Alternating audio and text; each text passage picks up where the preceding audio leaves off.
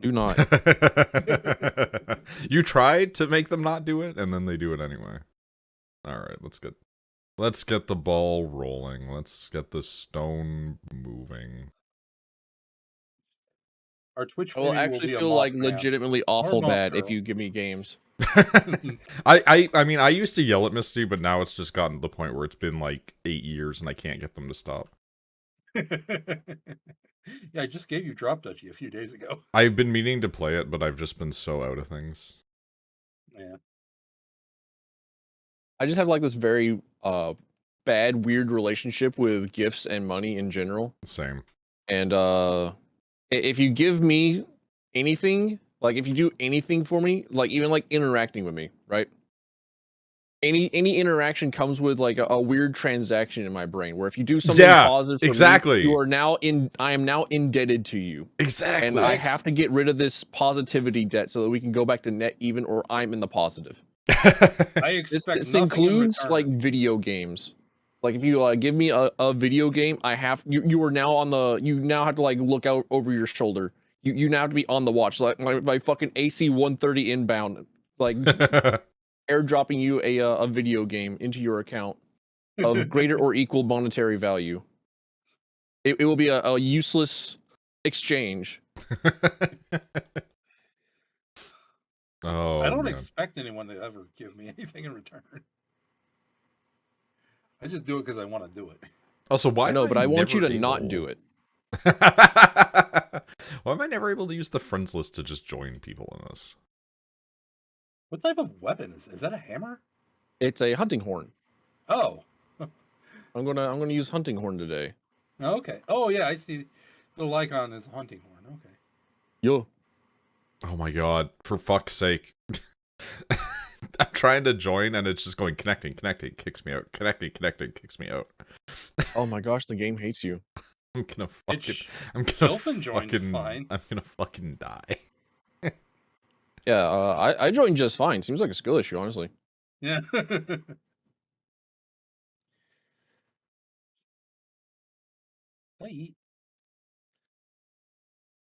I have to like screenshot my Oh my my god, hunting horn transmitting songs and pull them up on my other monitor. data. You need your move list. Yeah. I need my fighting game cheat sheet move list. Which I actually did do whenever I went to the tourist place and got the high score on Marvel vs. Capcom cabinet. Also, Tilfin, you can do the knock thing whenever you Oh yeah, want to. yeah. I only just remembered actually myself. I was like, shit, right, that's a thing.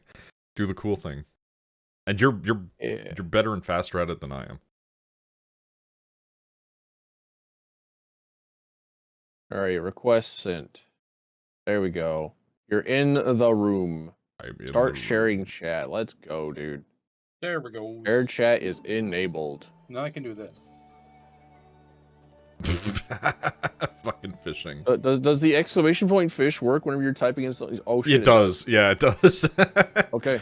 It's just like how when we are tied together, I can ban other people. I'm guessing that it would only fully contain them on my side. Suspiciously but, sexy fish. I'm so sorry. Is that the Marion Garyon or something? Like, no, it's you know the fish, like in Finding Nemo, there's like the dude with the scarred face and Willem Dafoe, yeah, like, yeah, him. I call it like the suspiciously sexy fish because there's like I found like posts of people going like, hey, you know what, that fish is actually kind of hot. There's so many people that think that fish is hot, but it's like, it's Willem Dafoe and he's a scarred fish. What do you expect? It's like Scar in The Lion King. Yeah. Scar does have a very sexy voice in The Lion King. Scar is like undeniably queer-coded. And it's one of those things where it's like, I would not believe for my life that Scar is gay, but I would believe in my life that Scar is a vicious bisexual monster. That tracks. That man's sitting there and he's like, I am the top lion. What do you expect from me? Honestly, at some point, whenever you were like a king, at that sort of level, then like why aren't you just like going into full hedonism and exploring every single like sexuality? Like there's some form of a gay Scar in there. The craziest part about Scar for me as like a guy who barely remembers but still kind of remembers the Lion King is it's like he ran literally on the policy of like, but like what if equality, but also what if fascism? Yeah. Because he was just like, I'm gonna let the hyenas have whatever they want. And then it was like, yeah, but that somehow made the world go to shit. And I'm like, but how? Because they ate everything. But like, the hyenas are usually, at least, not primary predators. Like, they tend to go for carrion a lot of the time, because it's easier than hunting, right? So realistically, they would just be following the lions around anyway, and just eating whatever was left. So it's just very odd. It just seems like Scar's just bad at management. Oh man, I missed my fish. I'm just fishing. Dude, I love that fucking giant hammer. Yeah, I've only used the hunting horn in World. So I'm looking forward to seeing how different it feels in this game. Oh, my bones, my human bones. I'm also using human bones. a different No, I just Fighting healed, style? you dick. I want to know if this code has the if healing target like Elden Ring does. Hello. that would be really funny. I think it has happened enough that Oh no, you don't. like every single time that you're like in trouble or you have lower health or like something has happened, it has felt Sharpening, etc. suspiciously like it is more common for you to be a target. Also, hey Sari, welcome in, girl. How you doing? Thank you. Love that defense boost. Yeah, exactly. Like perfect timing. This thing's hitboxes.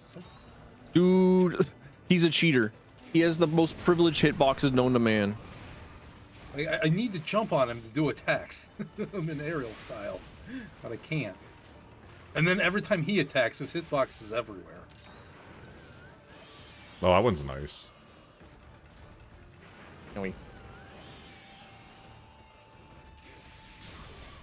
I didn't realize that I could get as much error with that slash as I do. That's really nice, actually. Oh, that's bad, however.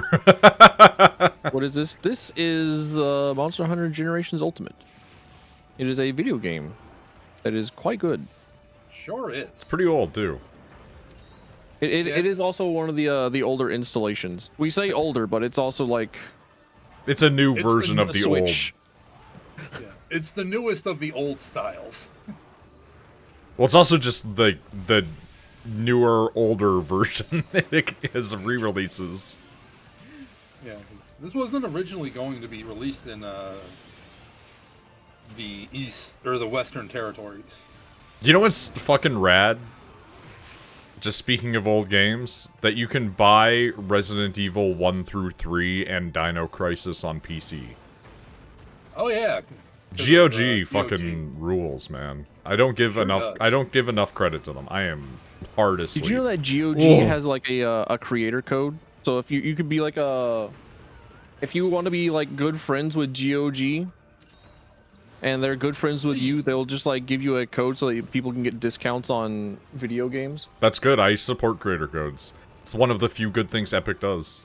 You also cannot do it with Epic anymore because they told people they're not doing creator codes if you're not above a certain amount anymore. Yep.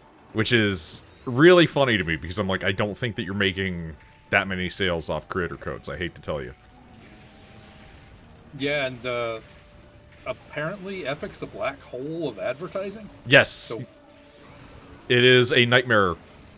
It is a great platform for if you're a dev because it will just give you free money, but that game is not really releasing until it's on other platforms. yeah, it's like this is more or less a beta. whenever the Kingdom Hearts games came to PC and they were first on EGS, there were so many people that just didn't know that it was released on PC. But we're playing the ancient game because it's on Switch currently. Yeah, the ancient game is on Switch. Ancient game on Switch, which feels both simultaneously like not incorrect. But I mean, also Switch is wrong. also old now. Like, yeah, Switch is old. Like Tears of the Kingdom is how old now? it's like almost 10 years for like Breath of the Wild. Tears of the Kingdom itself is like what, like 4 years? 3 years? It was like COVID, right? 3, yeah. Yeah. But also, like, I say this as a, at this point, diehard lock-in on the PC type person. Fucking Nintendo is, like, the world's strongest console soldier at this point. Like, fucking PlayStation's the only other one in the race, and it's not really a race. Yeah, I saw that you can add like a mouse to the Switch too. Yeah. They're probably going to be mouse-shaped peripherals for it. Honestly, if Nintendo ever you can just did... hook up your normal mouse. Like you can hook your PC mouse into the Switch too, and play using that mouse function. Sweetness. If Nintendo ever did decide we are going to go on to PCs, like, they would have infinity money at that point. Like, it's true. they would. They probably know this, and they still don't want to do it. Because Nintendo is not actually, like, as much as people like to go, Nintendo only cares about money, that's why they don't ever do sales. Nintendo actually has said openly that they're completely fine taking losses for years if they need to. They have enough in surplus. They prefer to just do their own thing and see how it works out and have fun with it. And it's like, you know what? I respect it until your business falls apart. And that's not saying that I wish that on them or I think that it will happen. I think Nintendo of all Is Nintendo a public company? Yes. Yeah. They are? Okay. Then it feels like an extra weird stance for them to take. It's like, yeah, we just kind of like want to fuck around and find out. 40 years of they are at least time. On the Tokyo Stock Exchange. Yeah, but like 40 years of time kind of buys you a lot of goodwill, you know? Like, yeah. I need to start bringing honey with me. I need to start bringing. They're making people lease the Switch too. You act like that isn't what consoles have been for the last 15 years. I'm sorry, I know that people love to go, Nintendo's talking about the license, and that's the same thing as the Xbox 360. Modding those was technically illegal too. You could just do it. If you have also, Steam... If you're probably like one of those that's going to mod your Switch 2 in the first place and you just don't care. It's more of a cover your ass statement. You'd be voiding your warranty anyway. Like, if you own any games on Steam, you don't own those games on Steam. That's the nature of... Like, even when you bought carts back in the day, you talked about buying it, but it was still a licensing thing. You could still get in trouble for modifying your shit back then. It's just, who's gonna pursue that? Yeah, it's unfortunate. It is the most like if they want to press you with a charge, and Nintendo's not going to. It is the most like, yeah, we just can now. We just have like a more like in paper preparation. I want to own the Switch too. I don't want to buy it. Unfortunately, that's not what's gonna happen. And it's never been what's happened. If any video game company was gonna charge you for messing with their shit, it would be Nintendo, though. Oh yeah, but the thing is, they're the only company that actively, like, constantly gets their games pirated. Like Sony's shit is not getting cracked as easily usually, but also, you just wait 2 years, it comes out on PC, it gets cracked then. Nintendo stuff, it's like, well, we're just gonna emulate it anyway because some Brazilian guy decided that he's gonna rip all the files. Meanwhile, Oblivion Remaster was able to be pirated and cracked within like a day. Yep, there you go. That's a very weak argument. If you want to be able to mod the thing, I hate to tell you, but like you're in the very small minority who's going to be affected by this sort of stuff. Unfortunately, user license agreements exist for all sorts of technology and how you're supposed to use things. There's a lot of shit that just like will void your warranty if you use them wrong. Even before modern tech. It does Also, I suck. definitely read don't get me on the wrong. Switch, don't want to buy it. And it's like, oh, so we're going to do robberies. Let's go, dude. Like, but yeah, like, don't get me wrong. I'm not saying that, like, Nintendo's good for doing any of this stuff. I'm just saying, like, I hate to say that this has been the way that it's been for years. People just didn't realize it. I've had games disappear from my Steam library that I owned. Wasn't like one of the Lost Planet games like delisted and taken out of libraries? It wasn't taken out of libraries, it was delisted, but you can't play it because it's so fuck-busted, basically. I love games for Windows Live. Oh, do you remember when Dark Souls needed that? Oh, God. I have one of my favorite things that I have. Oh, thank fuck, I have no more heals. I was about to just start spamming the my heal recovery song. I could just like stand off in the corner and just like mash it over and over again. I have saved on my computer, and in multiple places. I put it up on my, like, Google Drive and everything, just so I always have it somewhere. Because I lost it, and I lost the other ones. But there was a Games for Windows Live message that I received doing PvP in Darkroot Garden. In fucking Dark Souls 1. And it's just a guy calling me, like, every single slur. Like, they called me the N-word, they called me the F-slur, and I sent that into Dark Souls hate mail on Tumblr back in the day, and the guy that sent me that saw it and apologized to me. So it's like, I keep that Games for Windows Live thing just because it makes me think of that time. God, I hated Games for Windows Live, but at least it was a way that you could still receive hate mail. I haven't received hate mail from anybody from a Souls game in, like, 7 years, and, like, the Steam method is bad. It's not fun to get or send hate mail on it. Yeah. Oh, wait, Honestly, more power to it. Let the hate mail die. We've got enough of that. I'm one of those few Enjoy people mail. that enjoys receiving hate mail. I like when somebody's annoyed and feels the need to send me a thing and be like, you piece of shit. The closest thing I think we get anymore is when there's open mic on fighting games. Oh my god, open mic on fighting games is the funniest fucking thing in the world, man. It's so good. You only get like one of three things. You get the person that is angry and upset. Then you get like the person that is blasting Kesha. And then you have like the person that you can only hear their fucking keyboard noises. Or their fight stick, and just like every so often you'll just hear them sigh, like during their own combo. There is a fourth secret version of this, which exists across all video games, however. If you grew up between the years of 2000 and 2010, which is, you go in and it's open mic and you hear the family of the kid fighting in the background. Yeah.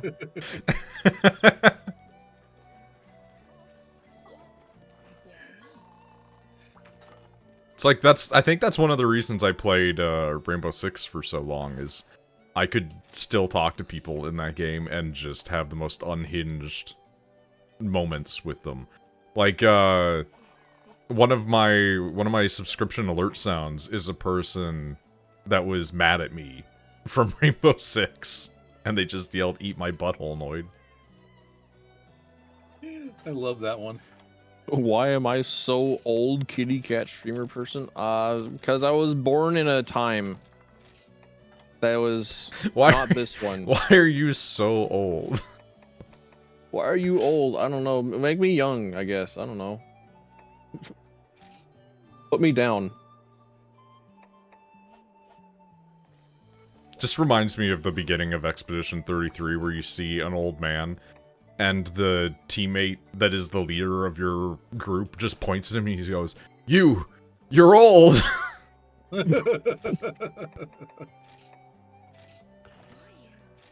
I mean, in that world, that would be rather surprising. Oh yeah, but it's just, it's made such a good, like, sound bite. I've already seen people incorporating that clip into videos. Time is a fourth dimension. Time is a prison. Time is a execution.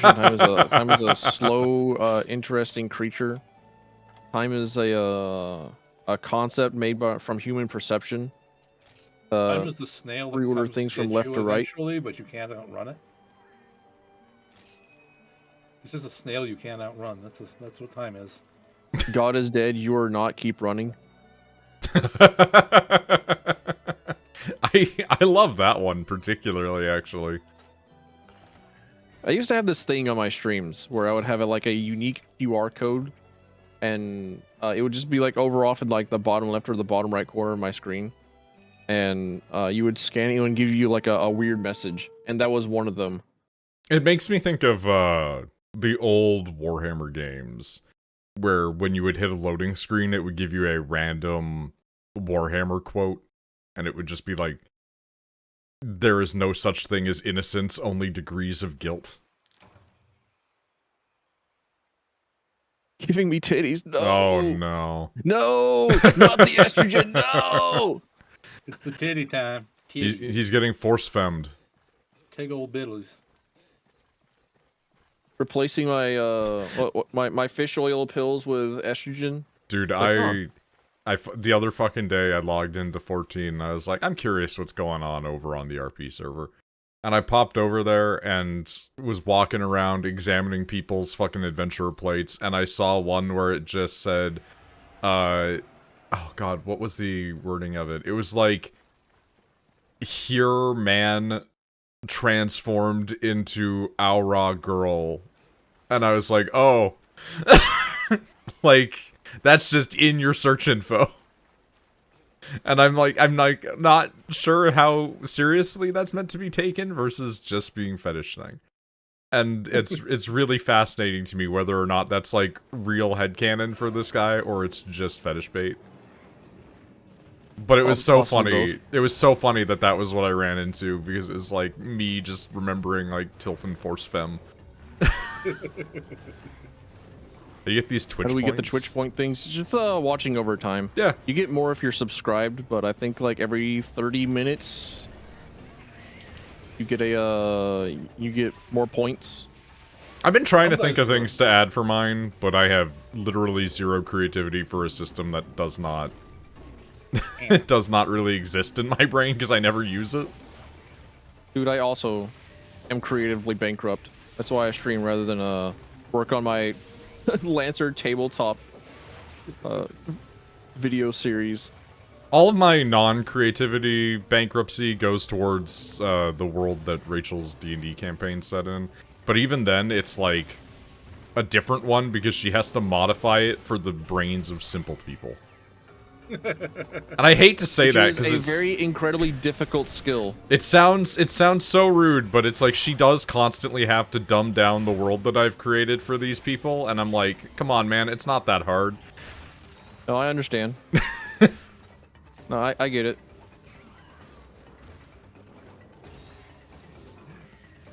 I too have been a dungeon master and a game master for many individual. People be dumb. I mean, I miss stuff all the time in games, so I get it. The video game players. I know why we have yellow paint. Yep. No, like it's for real though. Like no matter how good or perceptive you are about things, sometimes you will just completely miss something. There was a thing that I missed in Expedition 33 that was like at the very beginning that was just I just didn't turn a corner. But it's like I just didn't see the corner. Is there a map in that game? Overworld only. The idea is supposed to be that, like, they have not mapped the internals of all of these places out, because all of the expeditions keep getting fucking erased. That makes sense. And honestly, I'm a Although, pretty why big fan wouldn't you map of it just while using you're- your eyes, having no The maps aren't that big either. Like, all of the levels are, like, you could traverse them in usually, like, 30 minutes. Okay. Huh. Remind I don't know. I was about to make an Alice argument, and then I thought, well, Dark Souls. Yeah, no, you don't need a map. Dark Souls is way more confusing than any of the areas in 33.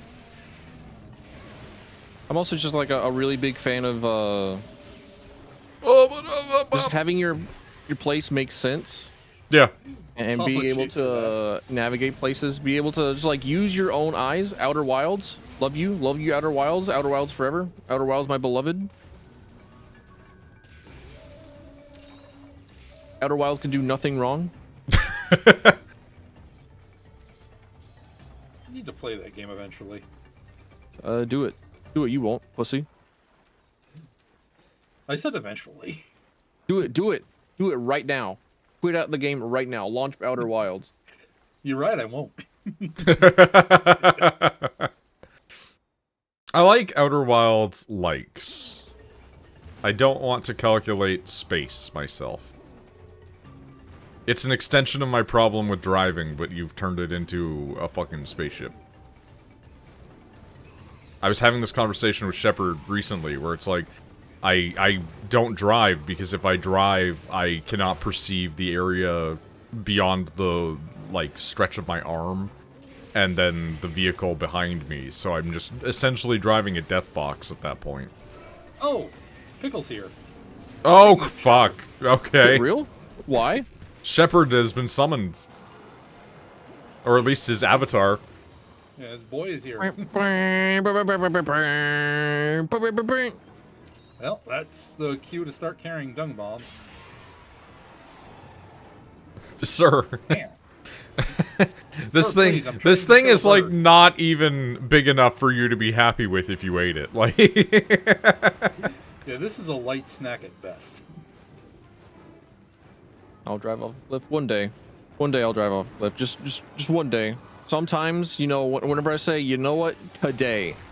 oh, Oh no. I got Dude, I was like, I was in the annihilated. middle of using the health upgrade, health recovery. I think I hit by every single body part. It swung its tail at me and I jumped on it. Oh, the cat we're talking. Oh, Noid's not a cat. Noid's a little creature. Wait, am I being annoying. am I being referred to as a cat? I think we figured out that you're the cat. I'm not a. TheNoidBag. I hate to tell you this. If you go and Oh look wait, at. no, they're talking to me. Oh, are you a cat? No, I'm a pony. You're a pony. We're all confused now. I have the ears. Because my avatar's got the pony ears. I even have like the reactive up with like the names labeled. that you know what? That makes it even funnier now that I realize. Who the fuck is Purple Cat? I don't Okay, know. that is Noid. That is Okay. Noid. Yeah, I'm not We're all a confused. Who's Purple Cat? I am not a cat. Who's cat? I'm a weird goo man. Please observe the goo. He's made of goo. The artist that did the avatar did make the eyes look cat-like, but it was because I had drawn the eyes being goopy, and that was how they decided to render it. Other people have also drawn it with slit eyes, but the you fucking cat creature, excuse me? One, do not fight Rachel for that one. do not touch me. Yeah, you're gonna be fighting an angry American woman at that point. But but two, it's like you're gonna get slimed, or if you're touching me in real life, you're gonna get skinned. Whether it's my skin that's gonna go on you or me skinning you is a different option.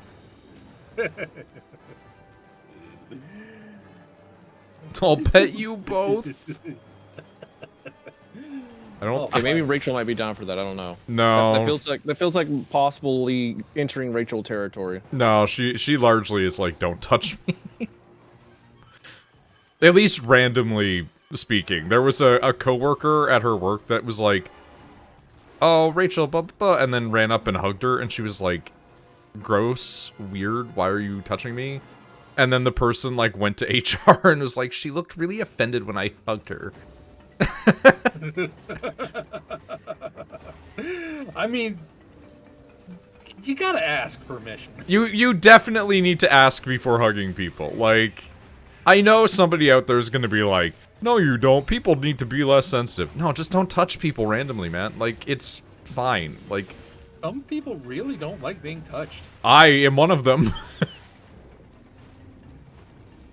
But yeah, no, if you do actually perceive Noid art, Noid is a goopy, weird man of tar-like flesh and teeth.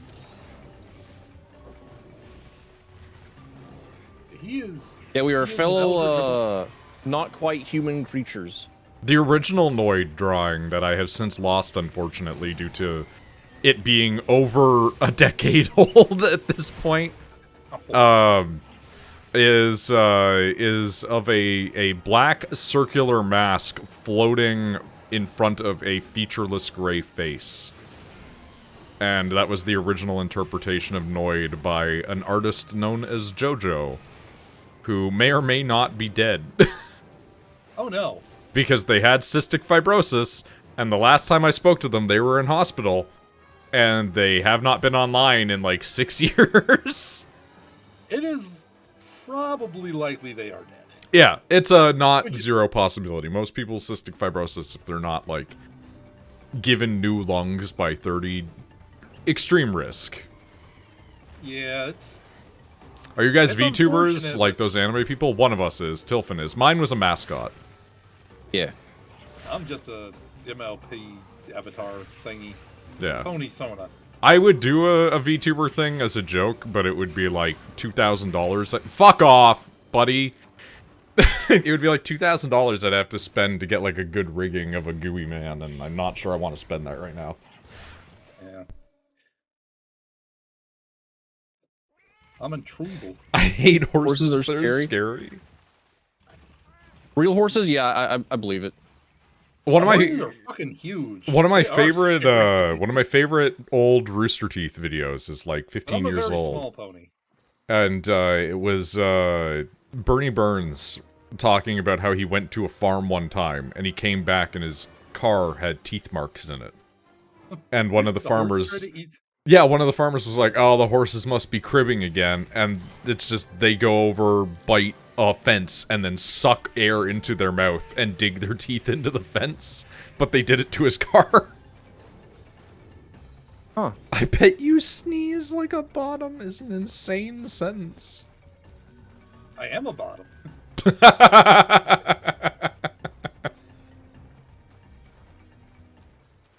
So, like, yeah. If you sneeze, you sneeze like a bottom. I mean, that makes sense. Fucking... Like, just like shrug. Yeah, you're right. It's like those people that type like...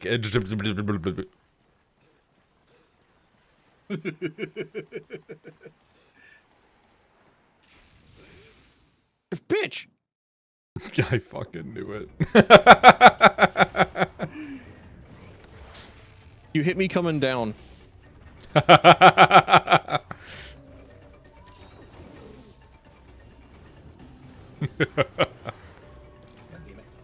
No! Dick. Okay, there was something extremely funny about it doing a spin and then a bunch of crawfish just going flying, though.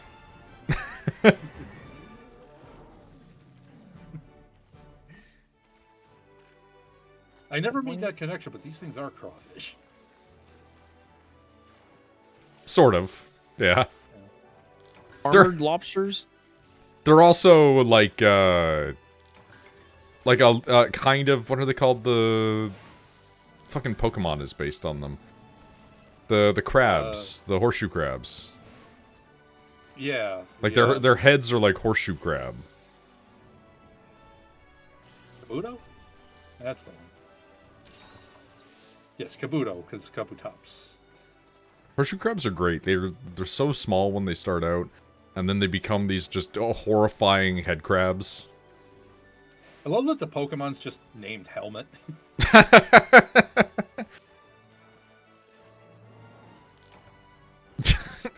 You're not even directing this at them like they're a person.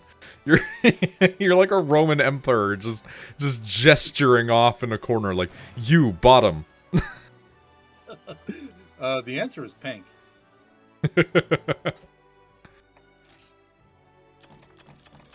Orange is a strong second. Stuff off orange. Orange is mine. The reason why the fucking Team Noid color is orange is because it was previously Nick's color. Well, I guess I have to fight Nick. Because as we all know, there can only be one orange enjoyer in the world. Orange is not a popular enough color for multiple people to... You bottom is not the I want sentence I them. thought I would hear coming in. You should expect this. Yeah, I think I've explained this as like I'm the icon of sin. Like every single time that I just like exist, like I bring out the worst in others. I bring out I bring it all out. Yeah, okay. Hey Faye. Hi, Faye. Welcome on in. Nice to see you.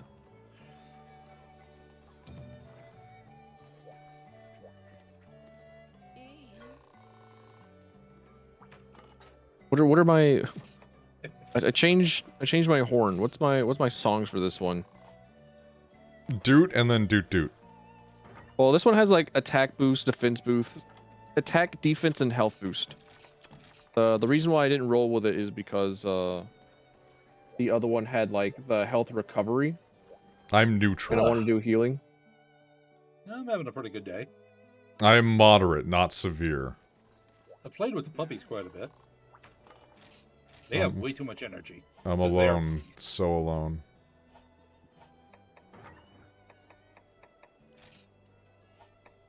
Also, You are puppies alone now, puppies 'cause are Rachel's the... out in... Yeah, that's why I'm alone. Yeah, she's like what? She's going out. She's on something. She's Salem she's Witch in Trials. Salem, yeah. 8 Salem. Okay. I didn't want to say where it was that she was just in case, because No, she's open hello, about hi, that. I'm the paranoid online internet streamer person. She's openly said that, so like it's fine. I don't know where in Salem, but she's Yeah, out that's there. the trickier part is like good luck finding her. She posted a really nice looking piece of... I don't know what kind of meat that was, but it looked good.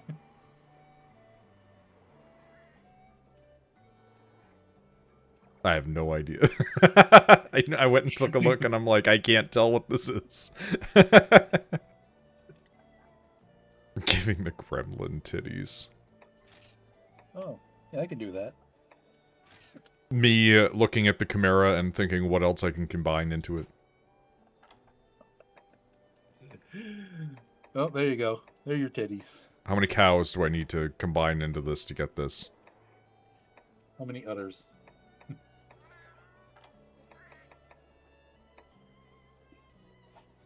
How many udders? Are udders edible? I assume that almost every part of an animal is edible, but you probably don't want to eat it. Yeah, probably. I hear chicken hearts are good and not really gamey, but I've never had a chicken heart. I've had I chicken come back liver. and I'm tittied up. My big old boobies. Tilfin Force Femme continues. All right, do we want stockings? Like I got stockings options. We can also go.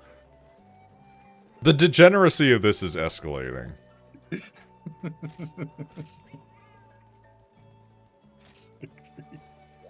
Stockings highlights huger. Gross Titties are as gross? fuck. Damn.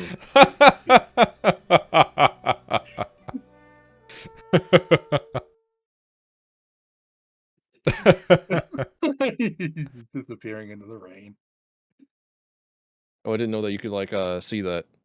The rain. Yeah, I have like I have a button that plays like Unravel and shows I up like forgot about that. the rain. Is it like the really bad kazoo version? No. Aw. It is a real ass version. Okay.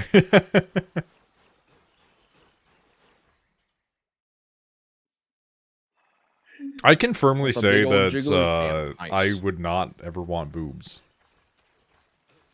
I already have boobs. Having, well, larger than man boobs kind of thing. But like fucking, if I turned into Meatloaf from fucking, you know, Fight Club, I'm gonna go in and I'm gonna get the fucking gender-affirming surgery.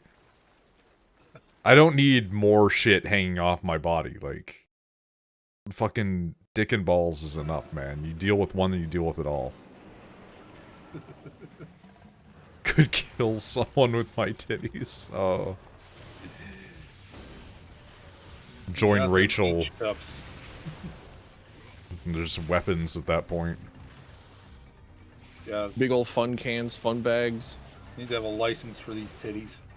I was reminded of a fucking image board ass website. Ooh, it was a good hit.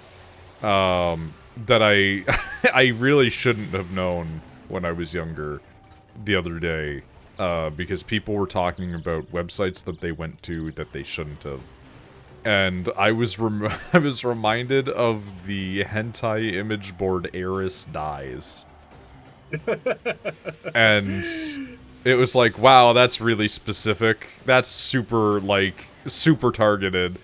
But even more funny is, like, I was reminded of the fact that I saw a webcomic on there that somebody had made where the entire premise was, like, this woman is a superhero that fights villains by shooting milk out of her gigantic TF boobies.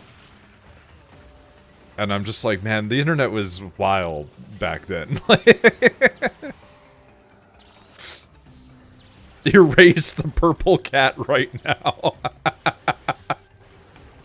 Unfortunately, I do not think that Monster Hunter has PvP enabled. Also, no. What, you think Misty's gonna erase me? It's got friendly fire, but it doesn't have any damage. Oh shit! I didn't know that I was gonna get hit with the thing. They made a whole anime based on getting power from sucking on titties. Wait, what? What anime is this? Yeah, that's news to me. Excuse me? I don't doubt you, and there is a strong possibility I actually have just repressed this, but... Yeah. I was like, I have seen this before. I did not want to know about it, so I repressed it. Can't believe that the Geoprey are absolutely just like trying their hardest to get into me. Like, come on, brothers, come on. The resistance is here. Oh, I'm in a bad place. The resistance will not be There's always televised. help. You can always see things online if you're in such a bad place. Well, the bad place was between a snake and a hard place. Well, I guess, vestigial limbed snake. Take on the Quasar. Wait, fuck, it was Quasar? I do know that show. Oh no. I did actually just repress the memory. Oh no, I did watch at least like 2 or 3 episodes of Quasar. I was joking, but it was I read that manga at like 14, 15. Yeah, no, I was exposed to that also like at the wrong point. But by, I'm gonna be honest, by like fucking 15 to 16 I had seen some shit. Yeah, 15, 16, I was probably on like 4chan. Yep. Rip 4chan. God damn it! Rest in peace. No, wait, not rest in pieces. Actually pieces. Never let it come back. It doesn't deserve it. Well, the problem is it is resting in pieces, which is why even worse websites like 8chan exist. I was very sheltered. It was the first time I got unrestricted. You went, like, from 0 to 60. You didn't go like, ooh, boys love. You went right to fucking Quasar. Right for the weird shit. Let's go. Straight off to the deep end. I hate the Polish Shepherd, but no, I'm not gonna mention it. Oh, what? We're not taking the opportunity to throw Shepherd under the bus? Damn. Oh my god, let me stand up, you ass. No, but every time something like this comes up, he mentions Boku no Pico. Boku no Pico's not even that weird. It's just bad. Like, it's not socially respectable, but it's not weird. It's like, it's pretty tame. It's just gross. Yeah, yeah. It was just also like memed on. Yeah. That's why Shepard knows it. Yeah, well, he specifically knows it because he was around me during the era where 4chan was Boko no Pico posting. This thing apparently just lives here now. We mentioned Shepard and it showed up again. It really is just coming at the mention of Shepard. It's great. It's terrible, but it's great. Oh. In mid dodge, my character canceled out the dodge to climb, and I got hit with a paralyzing. The world's so mean to me. God, I think that's one thing that has decreased, but also increased in a weird way, is like the amount of cringe, fucking strange ass anime has simultaneously gone up and down because there's so much of it now that it's just like everywhere, but less people watch it because it's also bad. Whereas back in the day, fucking people would talk about Quasar because it was like one of the only shows they'd seen. It's like Nick being exposed to Kiss X Sis. Like, Kiss X Sis is pretty tame, but imagine that being one of your first anime. Like... It also kind of like, back then you had to like hunt for it. Yeah. Now it's just like there for easy access. Here's all of your isekai. Do you want to watch a superhero show? Here is My Hero Academia. You have multiple seasons. You can just watch all of this. Do you want something a little bit more adult, but still, like, clearly made for 16-year-olds? Here is Attack on Titan. You had to, once upon a time, you had to, like, go through, like, boards of stuff. You had to go out in real life and look at faded old, crumpled yellow boards. You had to put on, like, your correct Indiana Jones hat. You had to search for treasures within the stars. You were either looking for it yourself, like, do the secret handshake at the back of a church in order to find like the anime that you were searching for, and then you found it in 3 different parts in the Spanish dub on YouTube. You were either looking for it for yourself, or there was 6 shows that you watched that were on TV. I was that camp. Tsunami. I went from that camp, and then once I had unfettered access to the internet, was like, alright, show me Monster. I think I've always had unfettered access to the internet, now that I'm thinking about it. For me, it came and went. I got access to the internet around age 11, but I wasn't really able to use it freely until, like, 13. Noid, big hit the man. I mean, I don't have the big charge, so it's just gonna be a big smack. Oh, okay. Well, never mind. Huh. That's the best I can do. And then jump the wrong direction. I'm gonna get in there and just start swinging. Oh no, never mind. Also, I don't know that this thing's male. Also, it's extremely funny to think back, like, what the experience of watching anime was like back then. Because it was like, you had Nart and Bleach, and you had FMA, all this shit on TV, right? Yeah. But then if you were like me, you were watching stuff on, like by 2005, 2006 anyway. You were watching stuff on, like, the Funimation website that hadn't gotten a dub yet. And then you were seeking out stuff on YouTube and on, like, streaming sites that were, like, made for that show. So it would be, like, one guy hosting a website, and then you'd come back, and that website would be gone because it'd been, like, DMCA'd by a Japanese company. Or the fucking origins of those Kiss sites where just going to them would give you a virus. Dude, I remember Kiss X anime. Just the, like, the worst experience of, like, I have to torrent this show. This show sucks. Why did I do this? There was a website that hosted every episode of Bleach and would update as they got new episodes of Bleach weekly. And whenever they would update, they would post the raw and they would post the sub. And the raws were, like, exclusively being posted so people that could make AMVs could make AMVs. That's awesome. I think I was on that site too, but I don't remember the name of it. I was watching it as it came out. I was definitely playing Guild Wars. I Even also back bought then. Guild Wars. Like, even back then, it was like, oh man, look at all these shows that you could be watching. Look at this unfettered internet access you got. Video games. For me, I got access to the internet, and I was like, you know what sounds good? Early MMOs. I was also downloading and fiending for like free-to-play MMOs at the time.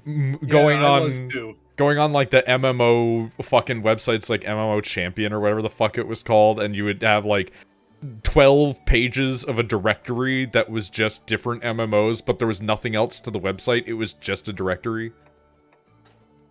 I was probably there too. Moo Online, Cabal. I didn't hit those two, but I got Silk into, Road or whatever the fuck. What is one of the ones Josh Drive Hayes? Fiesta Online, that's it. I got into Fucking that. Fiesta. Yep. And this is actually one that I love the crafting system in, but I hate the game because it's kind of just boring and bland. Is Grand Fantasia. I think back to some of the MMOs that I've played, and I'm just like, wow, what pieces of shit. Yeah. Well, what absolute dog water. True. No, like, for real, some of them, you look at the thing, you're like, what was the company ever thinking? Like, even before WoW came out, like, you had fucking, like, shit like Star Wars Galaxies, and, like, even FF11, it's just like, man, what were these companies thinking? And the MMO landscape has, like, not changed at all. Like, somebody puts out a new one, and you're like, oh man, a new MMO, and you try it, and you're like, this is gonna be dead in 2 years. True. The only one I think that's survived that so far is Albion Online. I think that's because it's hitting a different market. It's going, like, almost entirely for PC players, or not PC players, but mobile players. Yeah. Which is, like, really funny to see that that is a direction that China wants to try and push 14. If you've seen any of the mobile version of 14's shit. It is, like, it is currently infuriating players in the game, and it's just making me laugh. I saw a bit of it on one of Preach's recent videos that it's actually got better die channels than the live game. It has that. It has a dodge button for every single character. Like, every class will have, like, a dodge, and I'm just like, I don't care. Like, these are not major issues to me. But people are treating it like it's the fucking beginning of the end for Square. And they're just like, oh, they're never going to be able to catch up. It's going to be so much better. I'm like, they're only putting out ARR. Like, they're putting, like, 2 years of development into making a better version of ARR that's probably going to end up having gacha in it. Like, who cares? The only thing I care about is the die channels. Yeah. But, like, people keep on sitting there and being like, well, this is just proof that Square could fix this stuff if they wanted. And it's like, yeah, they could, if they stopped working on the game for a year and didn't publish anything new. Like, are you going to sit there and not say content drought when they decide to fix their bugs? Like, no, you're gonna do the annoying bullshit. I know 14 players. Oh, shit. I followed enough of them for enough years and hung out with them online enough to know that they will just complain about anything. That is every video gamer. Oh! A fucking Sorry, soccer ball just hit me? I saw that. But you are not wrong. It is every video gamer, but it's just, it's really funny when, like, you know the history of 14. Like, there's a whole documentary about how that shit was on fire. And people just go, I wonder why it's not better. And I'm like, I don't know, maybe because it's built on fucking sand, man. Like, Yeah. Sand and toothpicks. like, whenever they make fucking Final Fantasy 21 or something like that, the next MMO, like, maybe then it won't be on fire all the time. Nah. They really do need a ground-up rework if they want anything better. And that's kind of the problem, is it's like, it's pretty good. But everybody wants, like, perfect. Perfect is the enemy of good. Like, people get mad about the Vieira and the Hrothgar hat situation, and the answer that I always see... Why is this thing voring? What's going on? It just got big and round. Like... It ate me. It Oh. Love him. Vor. Oh, it actually is vor. Okay. Yes. But, It also just balloon up sometimes on its own. I always see the Hrothgar Vieira hat situation get answered with, well, modders figured it out. And it's like, no, modders figured out how to display it locally on your computer. Yeah. Like, amplify that to, like, 50,000 players on a server and see how well it's working. Like, holy fuck, this guy hurts, by the way. This is part of the reason I don't play Bunny. And part of the reason that I play Catboy. Because I like the ears on my hats. I love the fact that people get mad about the, this is not like a game built bad. This is, they question the design ethos on it. I love the fact that people get mad about the, Catboys having the weird grabby hands. Oh, yeah. That's always really funny to me, because it's like, who cares, man? Like... I kinda don't want the weird grabby hands. No, give him Yowie hands. That's Rogadine. That's male Rogadine. I can say this from experience. Rogadins feel like they're built for gay people. The Yowie hands are They really Rogadins do. feel like they're built for gay men. I want the Yowie hands built for the girlies. Given the fact that the Galka only had males, you are almost certainly correct. I mean... what was it? Rachel's character's a male aura. Or was, I think it's a bunny right now. Yeah, it was a male aura, and then it was made into Vieira, because she found that there was an even more twink option. Yeah. So you're not wrong in that Rachel does make my character gay by proxy. There it goes. Now it's just ballooning. Yeah, there's a difference in audience for like Rogadin Yowie hands and like normal Yowie hands. Yeah, I would say that the majority of Rogadin that you run into fall into two camps. And it is straight guy who is like, I need to be the biggest, strongest, scariest man. And then the other guys who are like, I need to be a bear.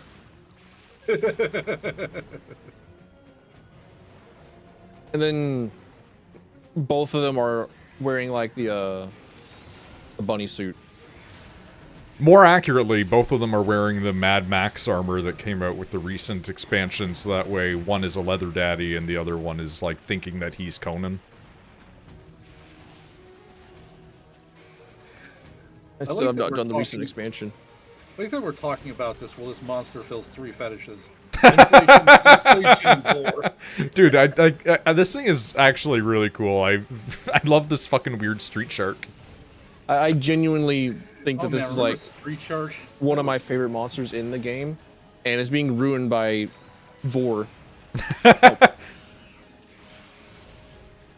It is really weird that it's basically just like the fucking first enemy that you fight in World, where it just vores you. Hey, I mounted it. Speaking of. Every single attack I do, I look over at my other monitor and I'm like trying to figure out like what my my buttons are. You have to lab it. Yeah, you have to Nintendo Labo it.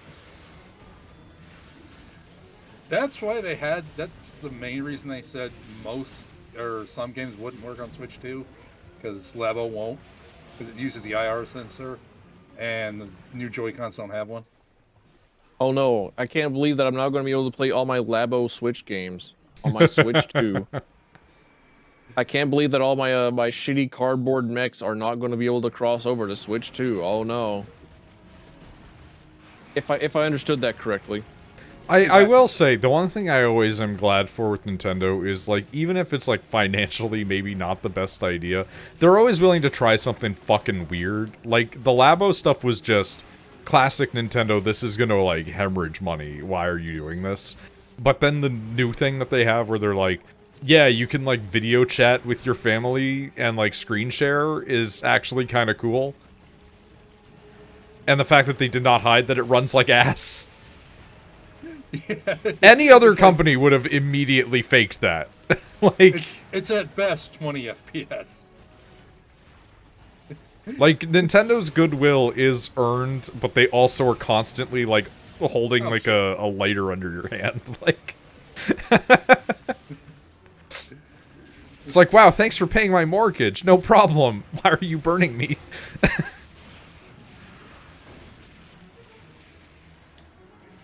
Oh shit.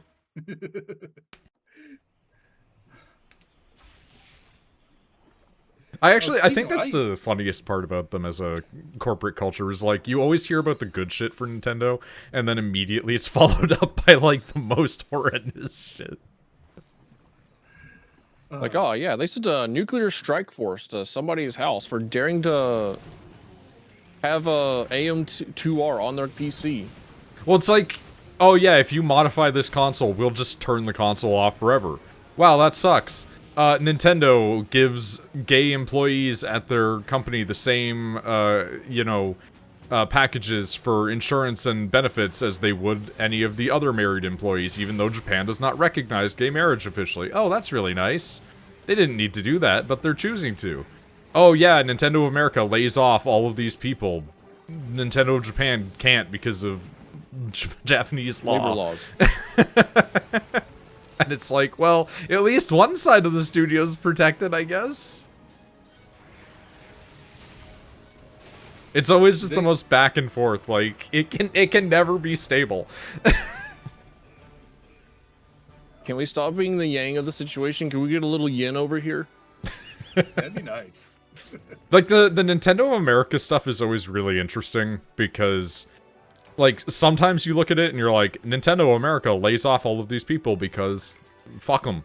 And you're like, well, that sucks. And then the other side of it's like, Nintendo of America actively censors this one thing from the Japanese version that insinuated a character is gay, maybe. And it's like, oh, well, fuck them. Are we in high rank or are we in low rank? Hi. High? Okay. Freezer sack. Yeah, freezer. The Zamtrios weapons are like some of my favorite designed weapons in this game. They all look super cool.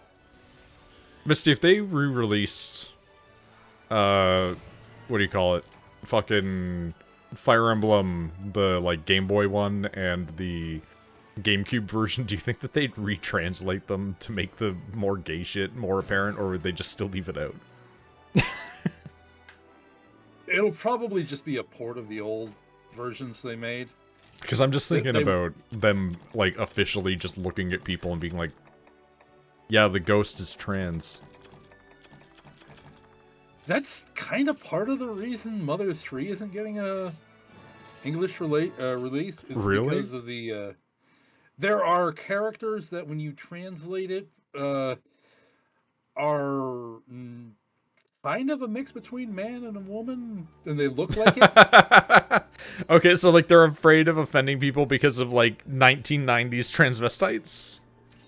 Kinda. Okay. And there's also sort of a, it's not a bad scene, it's kind of like one of them's drowning a kid for a minute. Oh, no, you need to include that shit. That's great. It gives them magic powers. Well, okay.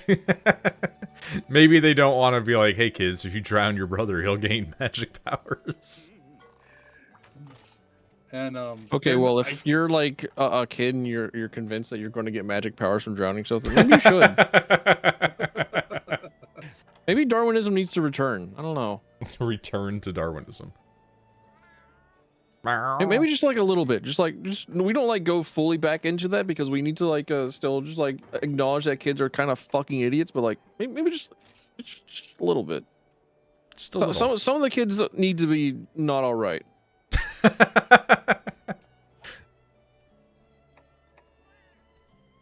Some of the kids need to be not all right.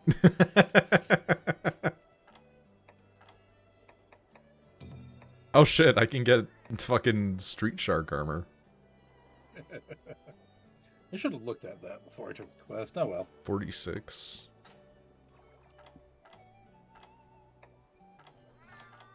Definitely take a look at the insect glaive for Zamtrios. It is pretty cool. I'm just Big fan.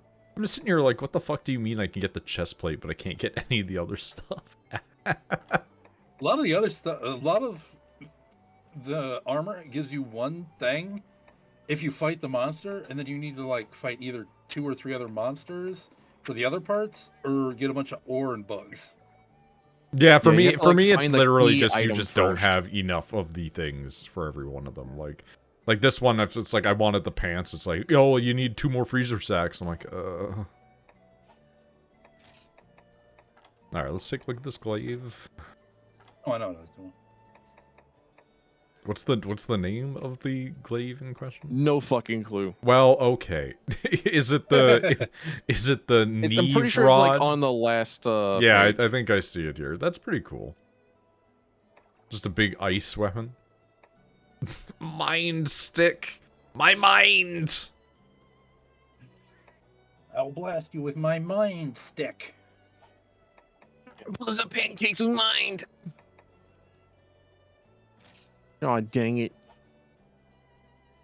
Yeah, whatever. I'll buy this for the change. Fuck it.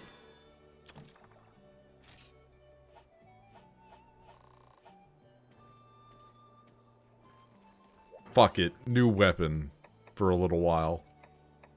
Oh, hell yeah. I love rolling up with a new weapon. Roll up with something new to lab each day. It's honestly just what if I took a big bone and stuck it on a spike. There's a longsword that's just called Bone.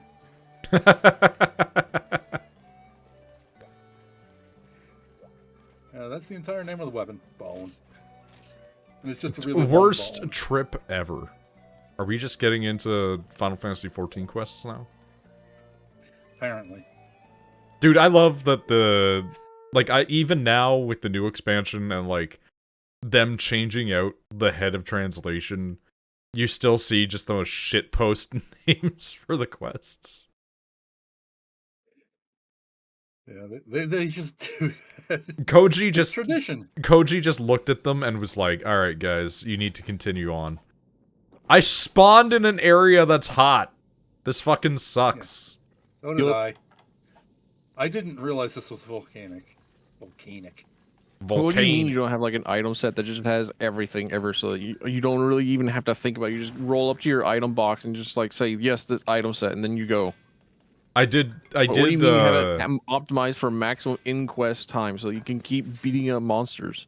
I did, ironically really enough, get a cold drink before coming here, but then I did forget to bring a lot of materials with me.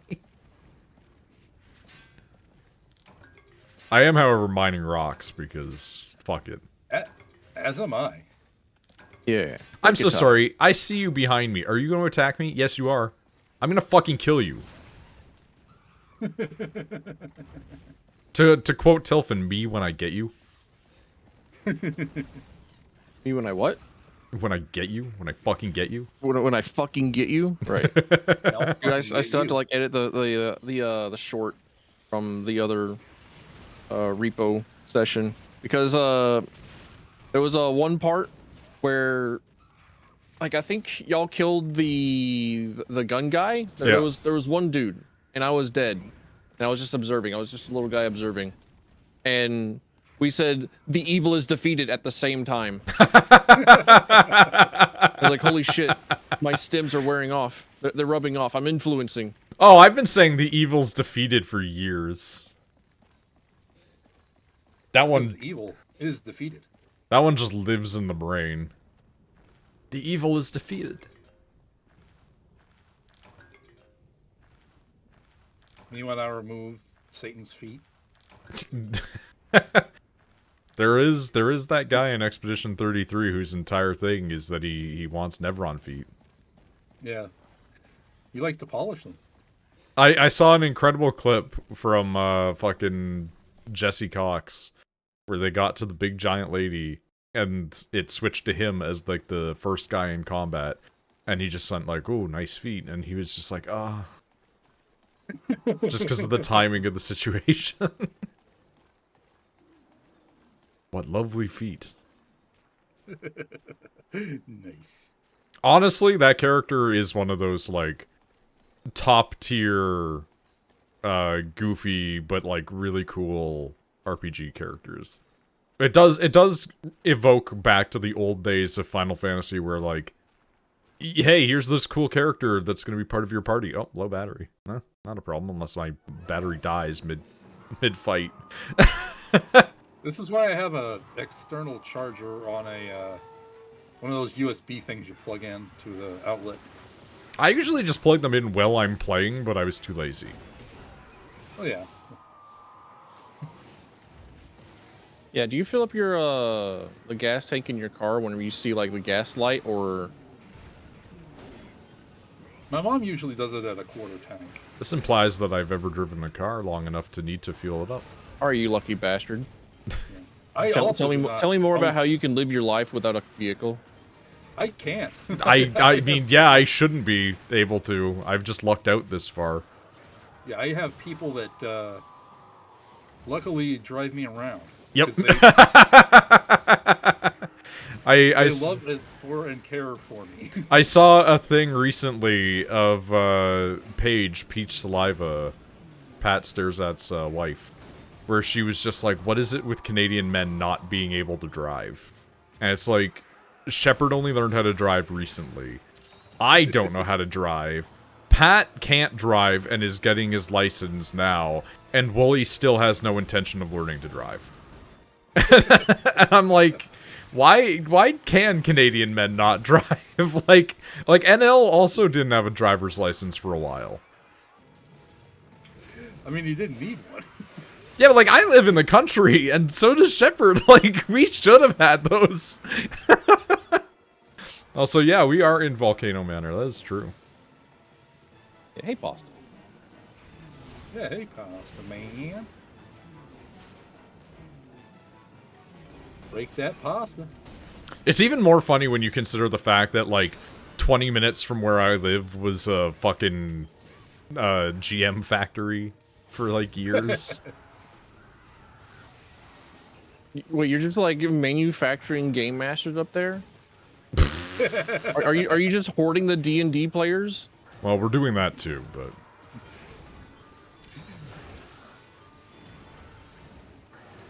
The good ones, anyway. Rachel's got plenty of the stupid ones.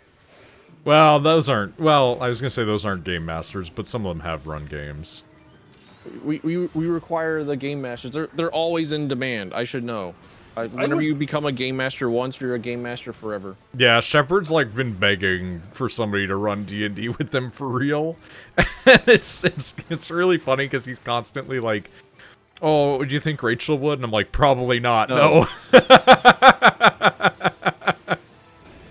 Man, I wanna be a DM at some point, but at the same time, it's like I feel like I would be woefully bad at it.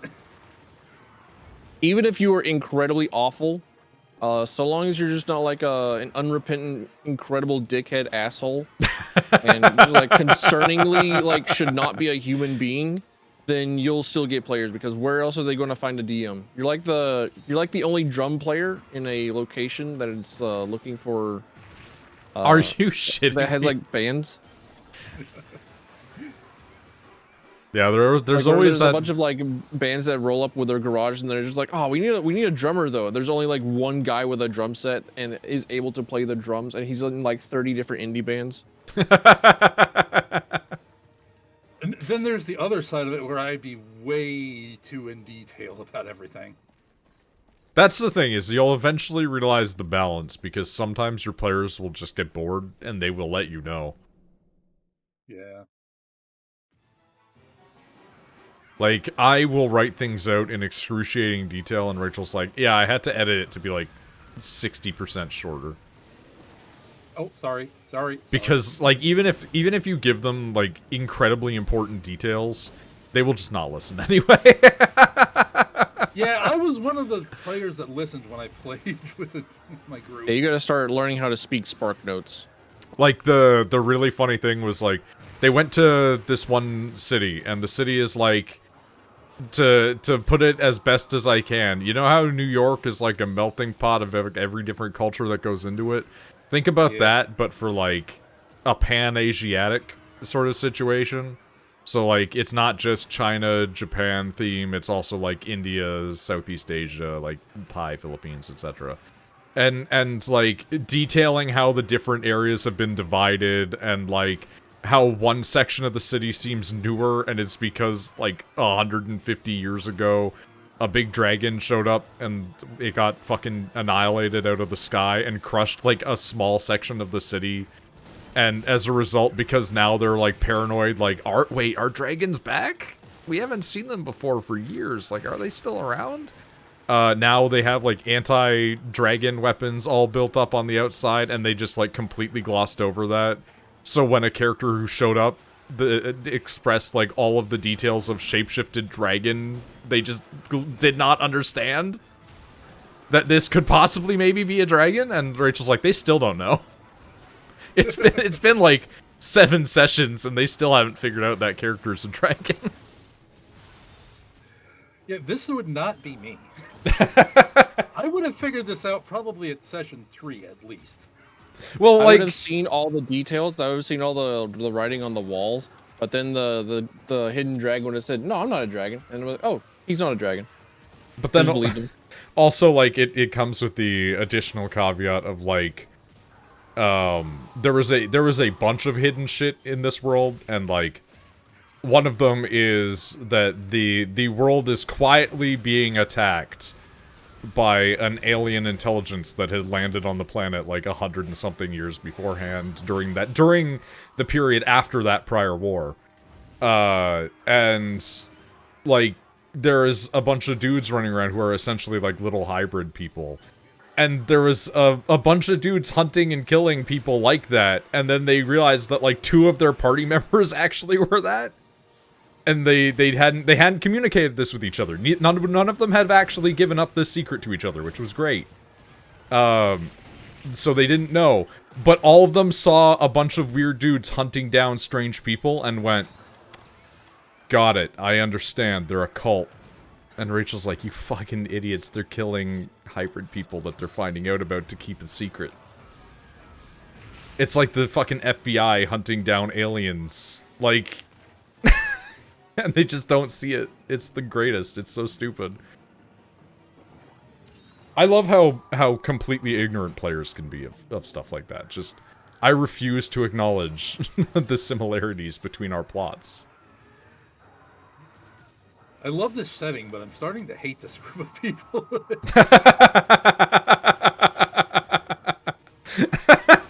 It's like, you haven't even interacted with them, and you're like, wait, what?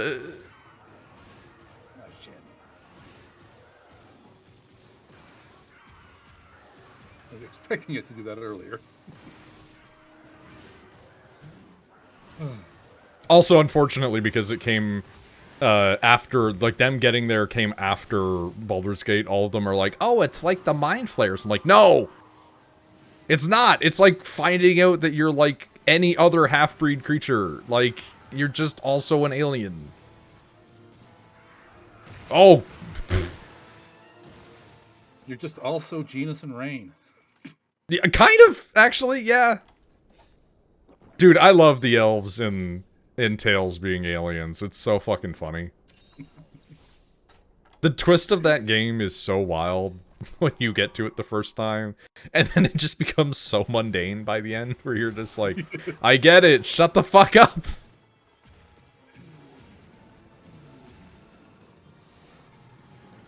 Shepard still really wants to do, like, 4-player co-op Tales of Symphonia one day. Who's the 4th? That would probably be what gets me to play the Tales of games. That's I think that's what his angle is I think he's trying to angle for all of us. I'd do it. You don't even have to ask. I'll just do it because. Give me the Dante character that has like the longest combo strings, and then I will find ways to like have them in the air, have enemies in the air for like 10 years, and I will make that every single encounter and make the game like 3 times longer. I genuinely don't know who that would be other than Noid. Like, The Lloyd 'Cause- does have the highest amount of combo potential. because he is two sword man. Yeah. I mean, the Hey, Desmond. only other person with a high combo potential, I think, is Colette.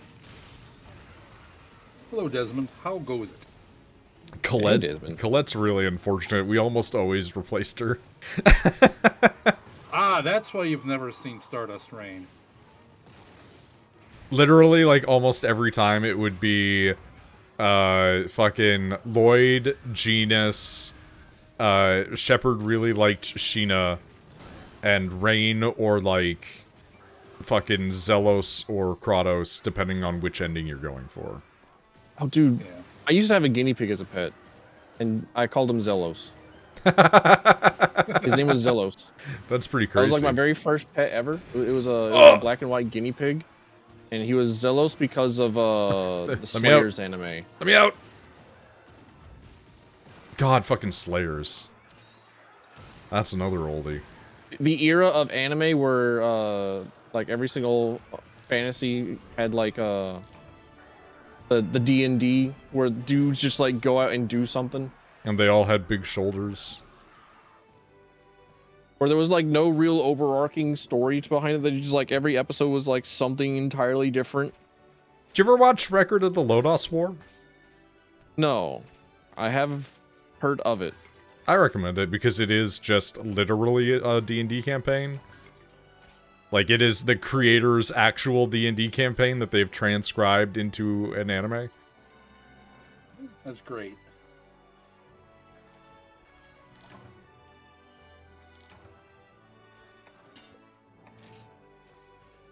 Excuse me while I try and fight this bug.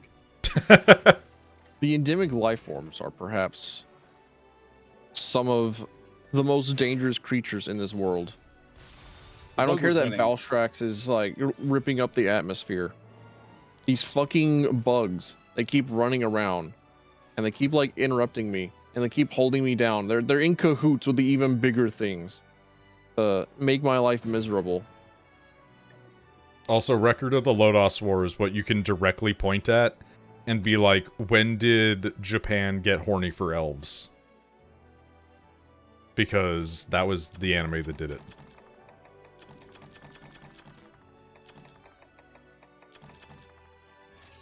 Got an amulet that gives you blind resist -10. I put it on and I'm just blind. It takes my eyesight. I think that's just needing glasses at that point. The anti-Mr. Beast amulet. I have taken the eyesight of 10,000 children. What's it called when one of your eyes sees things brighter than the other? Brighter. Yeah, because my left eye sees things in a slightly brighter hue than my right eye. I don't know why. It's just like it's slightly more vivid. It's the exact same colors. It's just you put like a little bit of less gamma on one and more on the other. I mean, like, I think that could be like... Asymmetropia? Yeah, I was gonna say, I think that could be like a... Asymmetropia? Of like a symptom of that, where one eye is worse than the other in vision, but that's an extremely specific kind. I mean, it is tiny bit worse in vision too. But Okay. One of my eyes barely- is definitely barely worse in noticeable. vision. I can tell. I can tell. I'm one of those guys that years ago would have had a fucking monocle. Third Google result down. One eye is seeing brighter or dimmer than the other. Go to a hospital. It could be an emergency. It could be death. Like, okay, all right, fair. Tracks. am I having a stroke? Almost Stroking out right now. Almost certainly Straight not. stroking your shit, silly style. All up No, in I your can eye. raise my hands above my head just fine.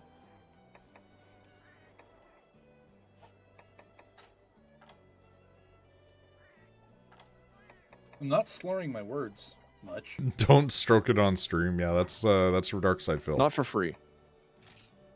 Yeah, that's DSP, and you only get DSP. Dude, He's the only one that can get away with it. I watched some recent Dark Side Phil, and like, oh my god, have I not seen a man more checked out in my fucking life. It was depressing.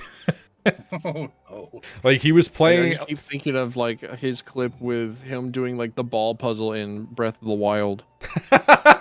Dude, that one's so good. I think about that all the fucking time. He's so inherently uncreative. And he's not even doing it intentionally because he wants to make it harder. He's just not thinking about it, you know? Alright, I'm gonna take like 2 seconds. And I'm gonna grab my charger and plug that in. But he was playing Doom. And he was just sitting there completely unblinking, like, not saying anything for like 5 minutes while playing Doom, and I'm like, you're not even like acting interested. Yeah, it's like I have given the last of my fucks. The rat's asses have all left. I need to genuinely check out, because I saw that he also was playing Expedition 33, and I know Phil.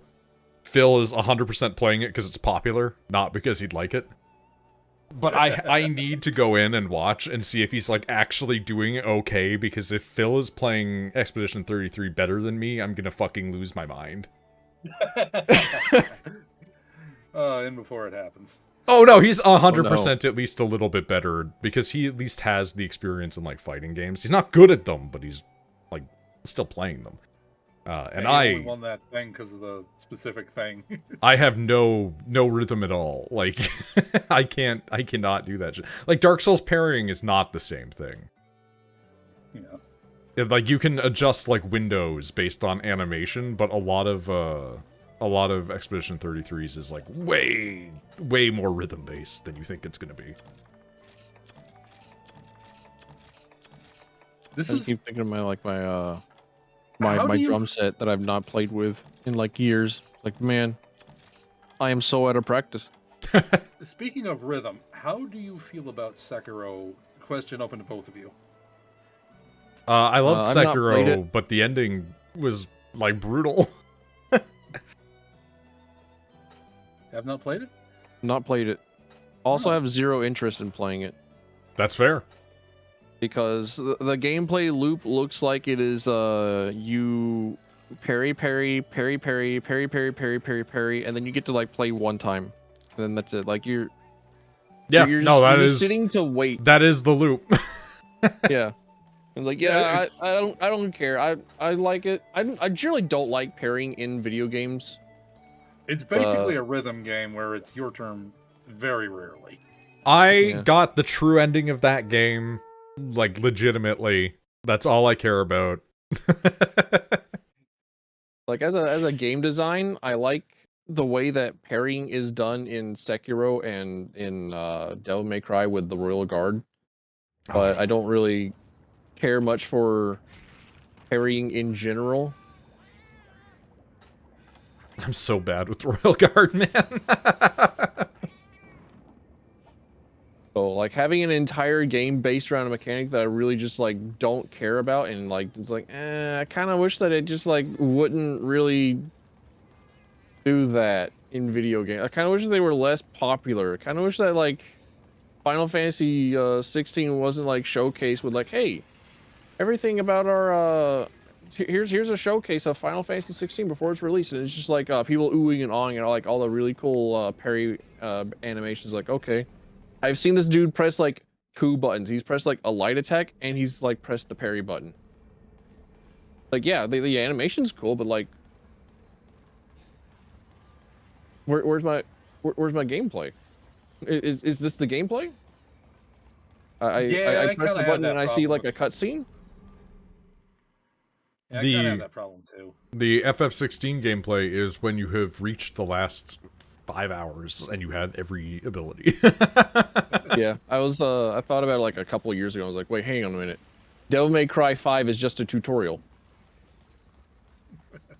Like, from mission 1 to mission 20, it's just a tutorial, start from finish. Get everything and somehow and then do it again.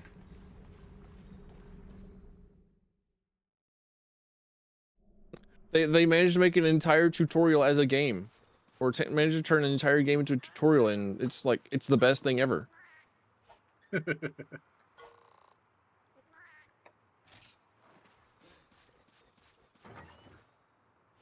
Did you play Darksiders 1? I have played all 3 of the Darksiders. I have not played Genesis yet, though. Okay. I actually, I did not before finish. I picked up like the streaming buttons, I made a video on how shit Darksiders 3 is. I really like Darksiders 1. I dropped it for no real good reason. I was probably, ooh, shiny, something new. And then I forgot to go back. I just didn't really get into it because I was sitting there, I was like, this feels like somebody decided they want to smash together The Legend of Zelda and God of War. Yeah. And it's the better part of both of them.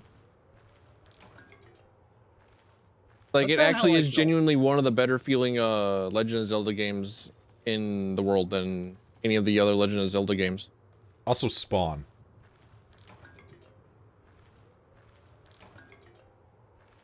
The game or the character? The world. Oh, the world. Yeah, that makes sense.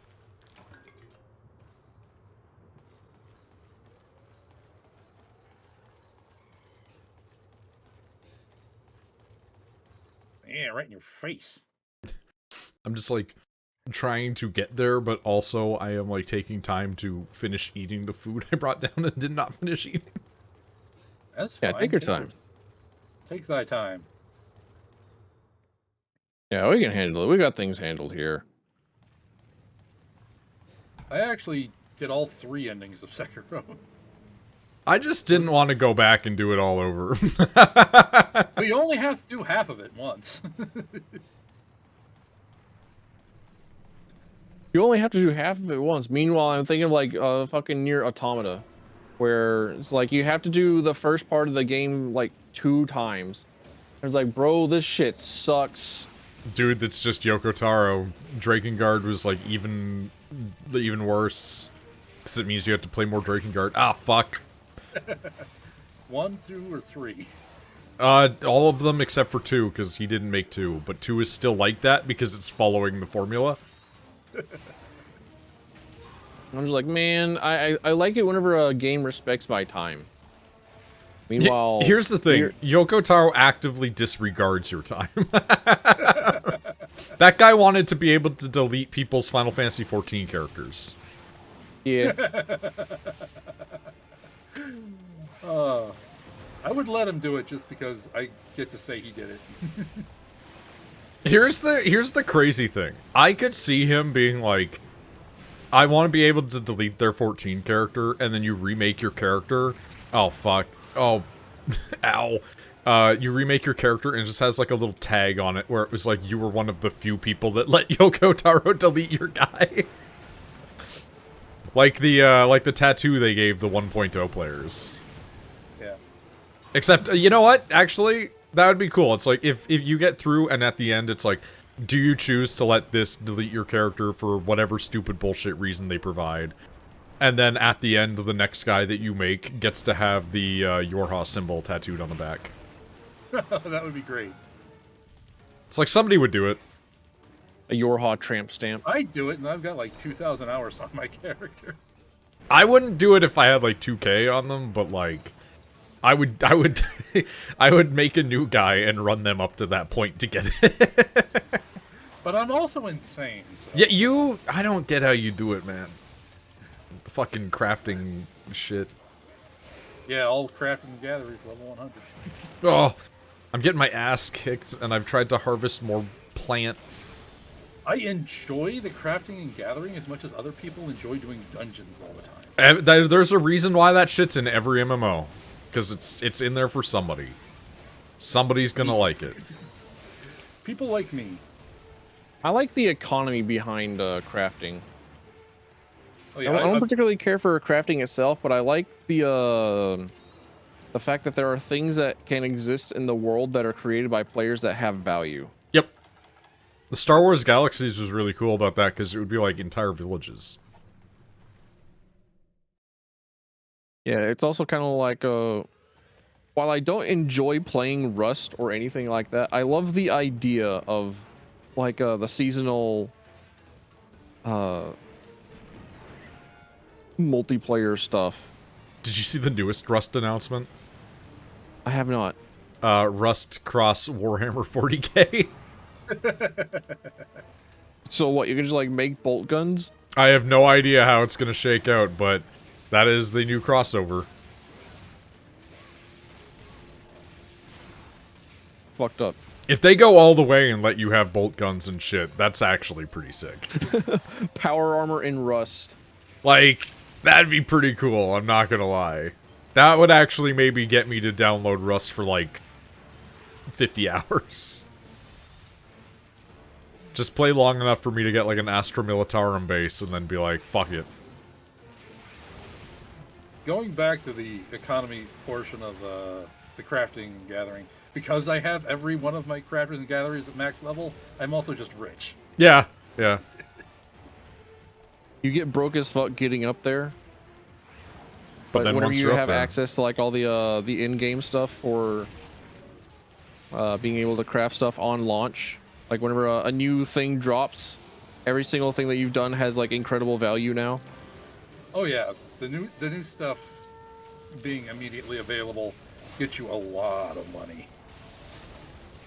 Yeah, like day one stuff. It's kind of like a Path of Exile trading economies, or other action RPG trading economy, where it's kind of like a, if you're able to get to the end game in Path of Exile on day one of a season launch, then it's like buying in Microsoft stocks whenever it's like the 1990s. Yeah. You're like, oh shit, huge gains, huge gains.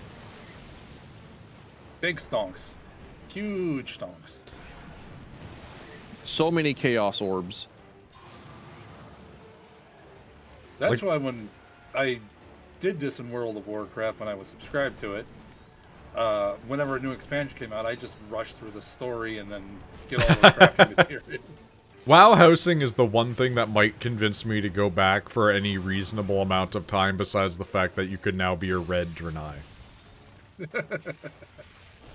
Oh yeah, just the demon look. It's like, those are the two things that actually might convince me to go back and play like a little bit of WoW. But I know in my heart that I would never go back for like a real ass amount of time. It would be like an on and off experience whenever I feel like it, but I cannot get back into WoW.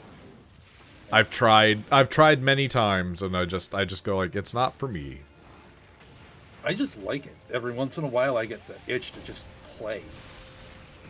And then Theoretically, I would like, really like doing WoW Mythic Dungeons, because I really like doing the dungeon content in MMOs and stuff. I like doing cooperative video games. I like working together with other people to achieve difficult challenges in the world.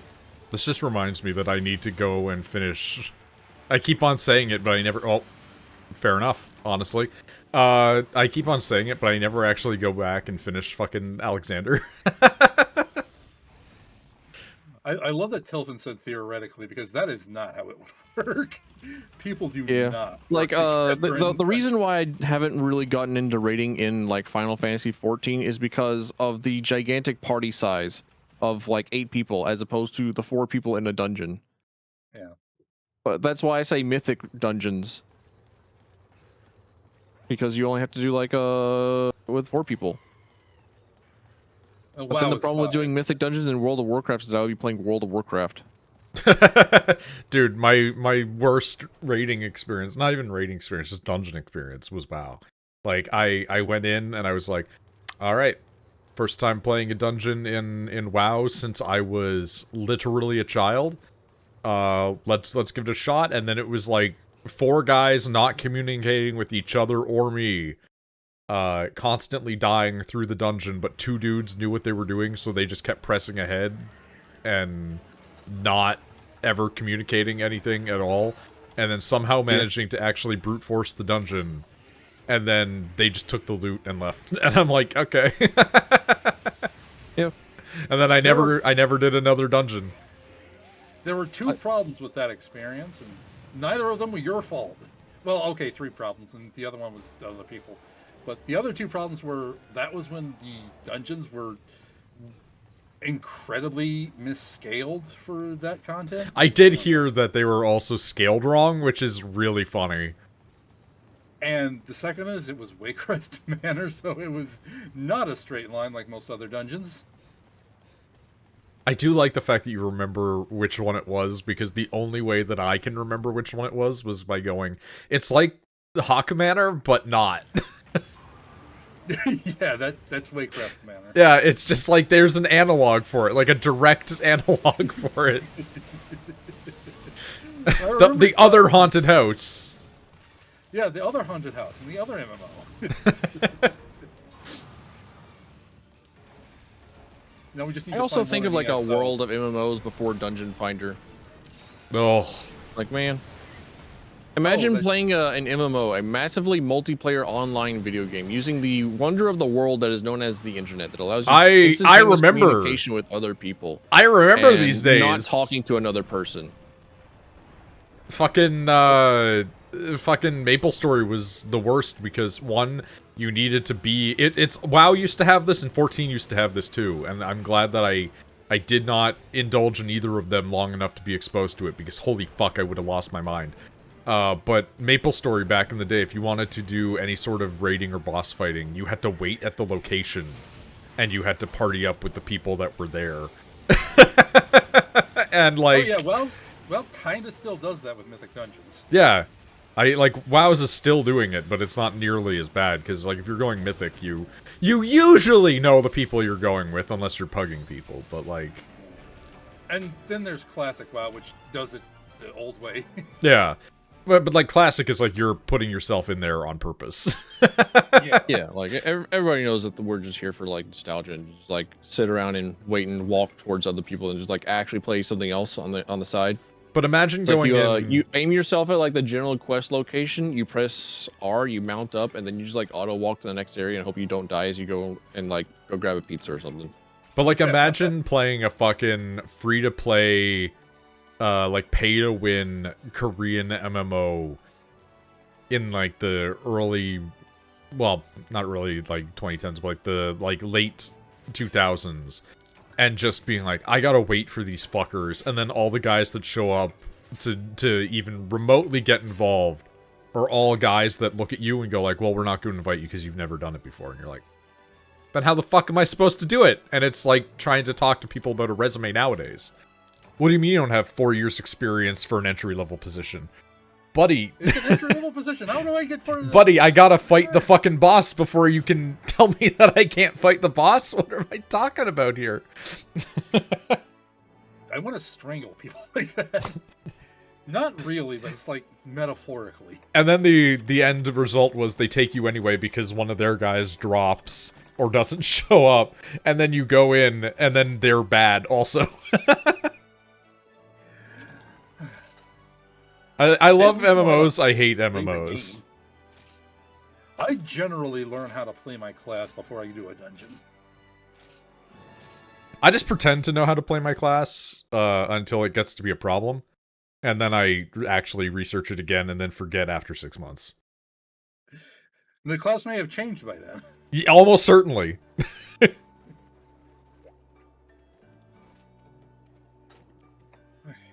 I look at like the class abilities, and then I spend 5 minutes on a training dummy, and then I just know it. Like whenever I joined the guild that I'm currently a part of in Final Fantasy 14, like I joined it as like I finished all of Shadowbringers. Like, well, what the hell am I going to do now? I guess I beat the video game. I'm not really doing raiding, and then I got an invite to go join a guild. Like, fuck it, why not? And like, all right, cool. Are you interested in doing any of this? It's like, all right, yeah, sure. And then they were like trying to like gauge how good I am. And like, okay, so what classes do you have at max level? And it's like, I just only have Gunbreaker. And Gunbreaker at the time had like, well, I think it hasn't changed all that much. So it has like a lot of buttons to press. And the guy that was like asking me about the Like, well, I'm gonna show you how like this small raid thing works. And I said, okay, so what do you want me to do? Like, okay, what's your opener? And I told him like the opener, like the optimized opener for Gunbreaker that I had been doing. And he's like, okay, shit. Did you look that up? No, I just know I can learn this shit. It's because I said, hey, I wanted to play the most Devil May Cry class possible in this game.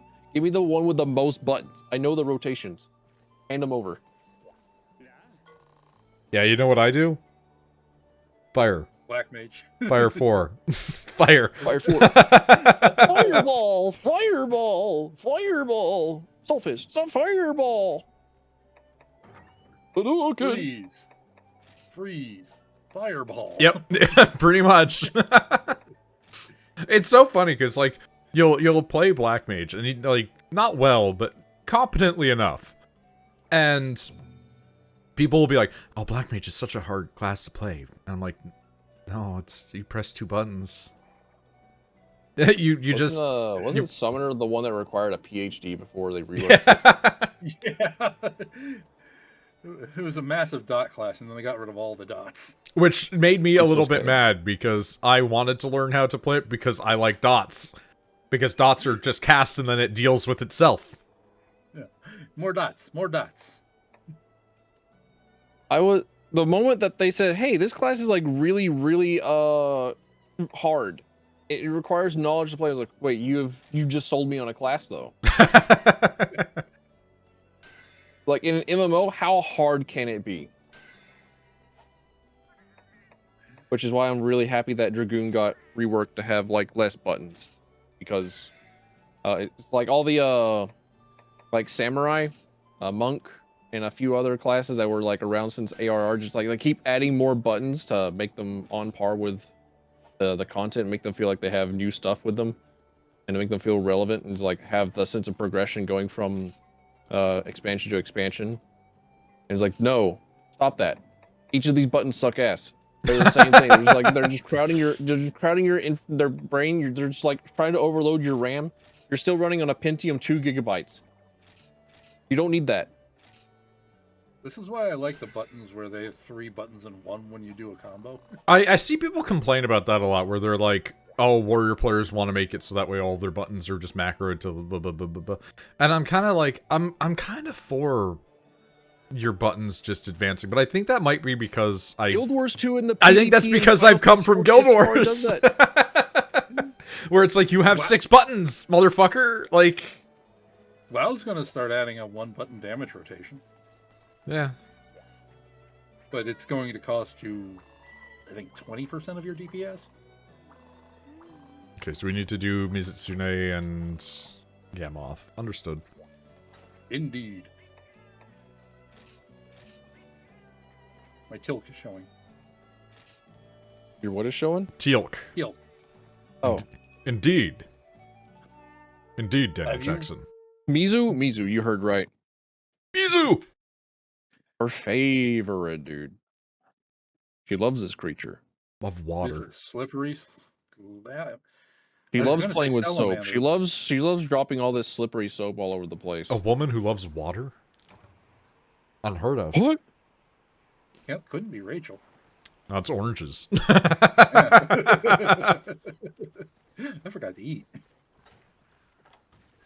But she was really good today. She only drank 3 sodas. In fairness, she doesn't drink much in the way of pop anymore, but it is still like you're just not drinking enough water. Yeah. Oh fuck, I found it. Yep. I am on my way from misery to happiness today. I'm just gonna I'm so glad that I'm not the one that said that. I was about to autocomplete with the Shrek song. That is exactly where my mind went, the Shrek song. How has Shrek programmed an entire generation of people? I don't know, but it sure has. because it was like the first big non-Disney like hit in a while. And then it continued to go for like 7 movies that were all kind of pretty okay. And there's another one in the works. They're gonna keep going until Mike Myers fucking dies. Yeah. Almost certainly. Like, Have you seen the Austin Powers movies, speaking of which? Oh, they're like some of my I favorites. have seen them at some point or another. One of my I do enjoy them. one of what my I remember. One of my favorite memories was Nick and I watching Austin Powers at like fucking 2:33 in the morning after streaming one night. And then we proceeded to watch Austin Powers the whole way through, and then went, well, it's already almost morning, so we just stayed up until, like, morning by going around looking at Japan on Google Street View. But it was like, we watched Austin Powers, and he was like, well, that was a movie.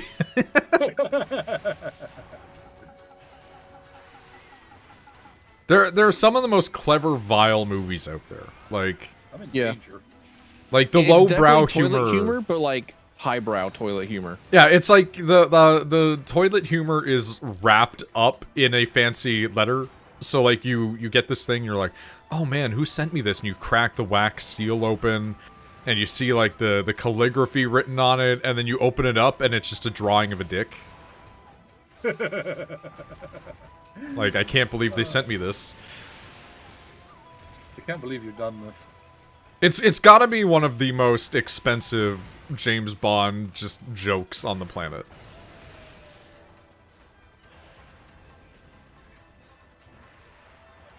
I saw somebody recently actually get like extremely mad because Austin Powers had the fucking "Fook me and Fook you" twins joke. And I'm just like, imagine getting mad at a fucking joke like that that's like like 20-something years old. It was a different time back then.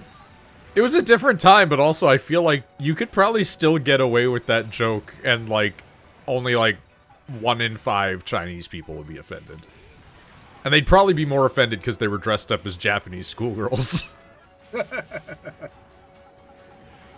I forget the entire context of that joke. That's it, basically, is that one is named Fook me and the other one is Fook you. And it sounds like fuck. Yeah. And that it It's comes... like asking about the context of Austin Powers jokes feels it's like asking for, I don't know, I can't think of anything clever, it's too late in the day. But, like, it comes immediately on the heels of him having, like, a heartfelt song about how his father wasn't around that was just kind of, like, dumb on its face. And you're just like, Yeah, really? that's This is another what we're reason doing? why the Austin Powers movies are good, is because there's, like, genuinely also, like, good cinematic moments in it. Yeah. Like, it also happens to tell a good story. It also just happens to be a good movie. The characters are all also, like, strangely compelling. Like fucking Dr. Evil is wild because he is a comedically evil, like, horrible person. And you're just like, why is he like this? And it's like, oh, because life was genuinely misery. Like, he was built to be a supervillain. But then why does he just suck so bad? Why is he a loser? And it's like, oh, well, you find out that it's because he's related to Austin Powers. And it's like, yeah, that tracks. One of them had to just suck.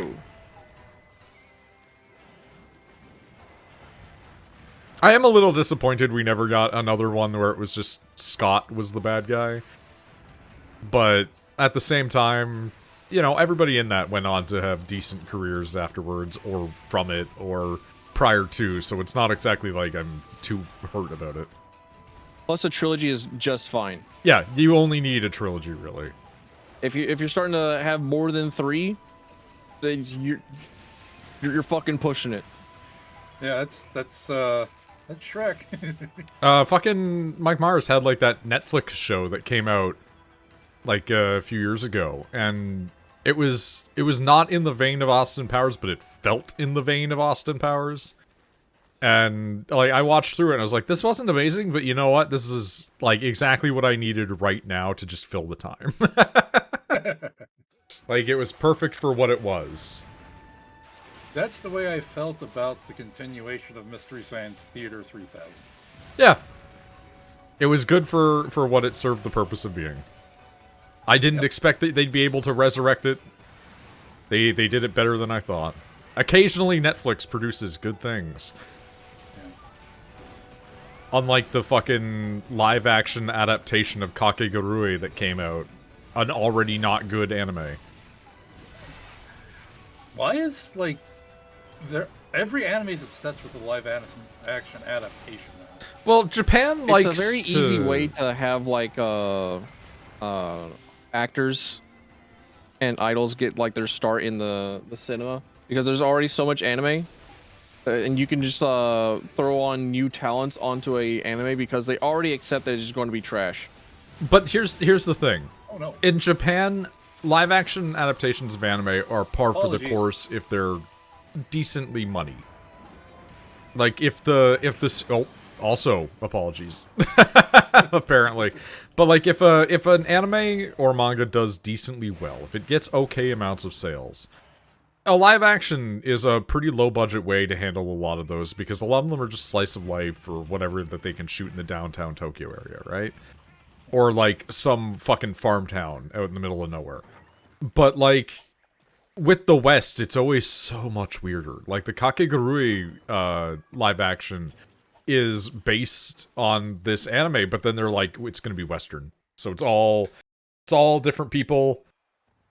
It's nobody you've ever heard of. And I'm just like, this is gonna be bad, isn't it? There is a precedent for westernized anime plots to just become bad. We do not talk about Dragon Ball. Oh, that one's a unique case. That's just like the Death Note one is like not good, but the fucking Dragon Ball one is like pure misery. Oh, don't remind me. Informing us of live action. I've watched enough Japanese live action to have an understanding of this. Apparently the some of them are pretty good. It's a different telling of the same story, but the One Piece one seems to be pretty good. People receive the One Piece one fairly well. The One Piece live action, yeah. Because the thing with One Piece is there's so much of it that like you're gonna have to cut stuff out if you're doing a live action. But like the way they handled it mostly kept a lot of it in. The really funny thing is they've accidentally played into an existing meme with One Piece, which is like a moment where you have to sit there and be like, was this actually an accident or not? Which is that the joke in One Piece is that fucking Zoro hunts minorities. Because he just keeps killing, like, fishmen and other, like, non-human people. And then, like, the first dude that they make Zoro fight in the live action is a black guy. And it's like, oh no. That had to be on purpose. Like, right? It felt like it was on purpose. Like, somebody was reaching out through the internet going, Minority Hunter Zero. Like... And then I saw people getting offended about it, and I was like, it's gotta be white people getting mad, right? And it was like every single time it was a white person getting mad about it. Oh, I hate I don't think I've encountered a single black person that is a fan of One Piece that doesn't think that that joke is funny. Because it's so on the nose for how stupid it is. But at the same time, like...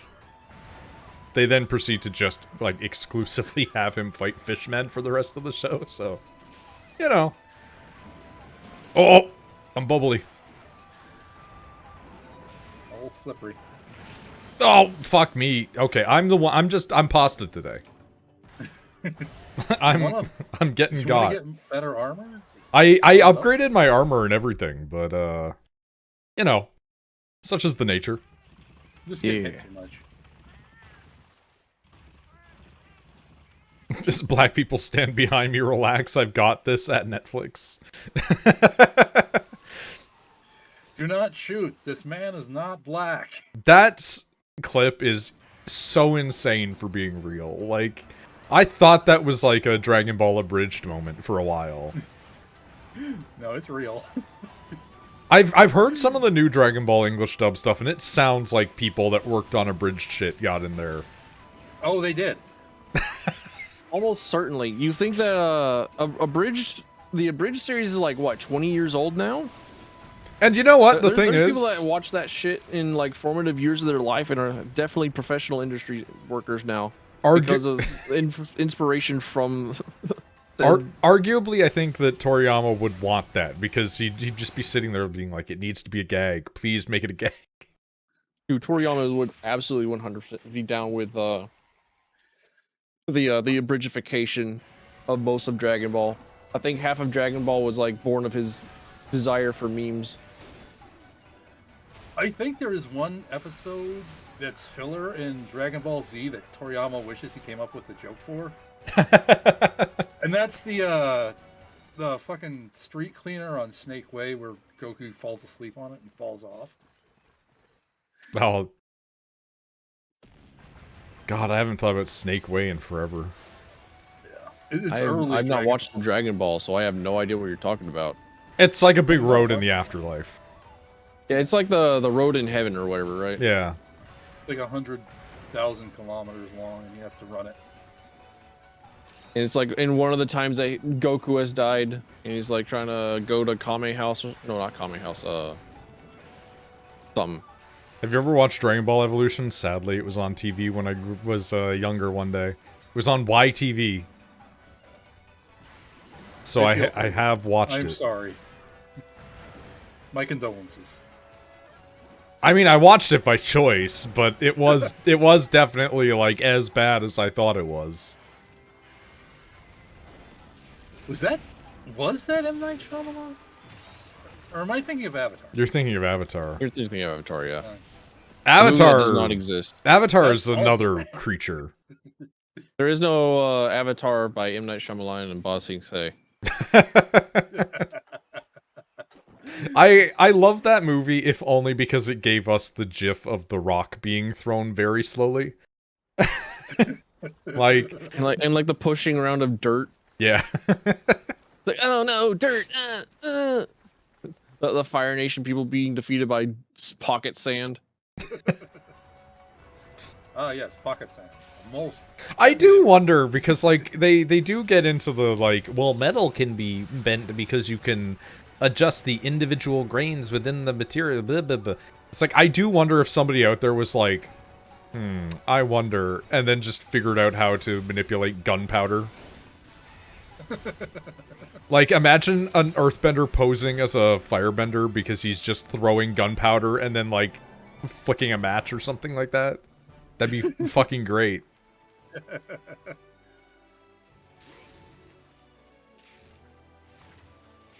I hope it never gets explained.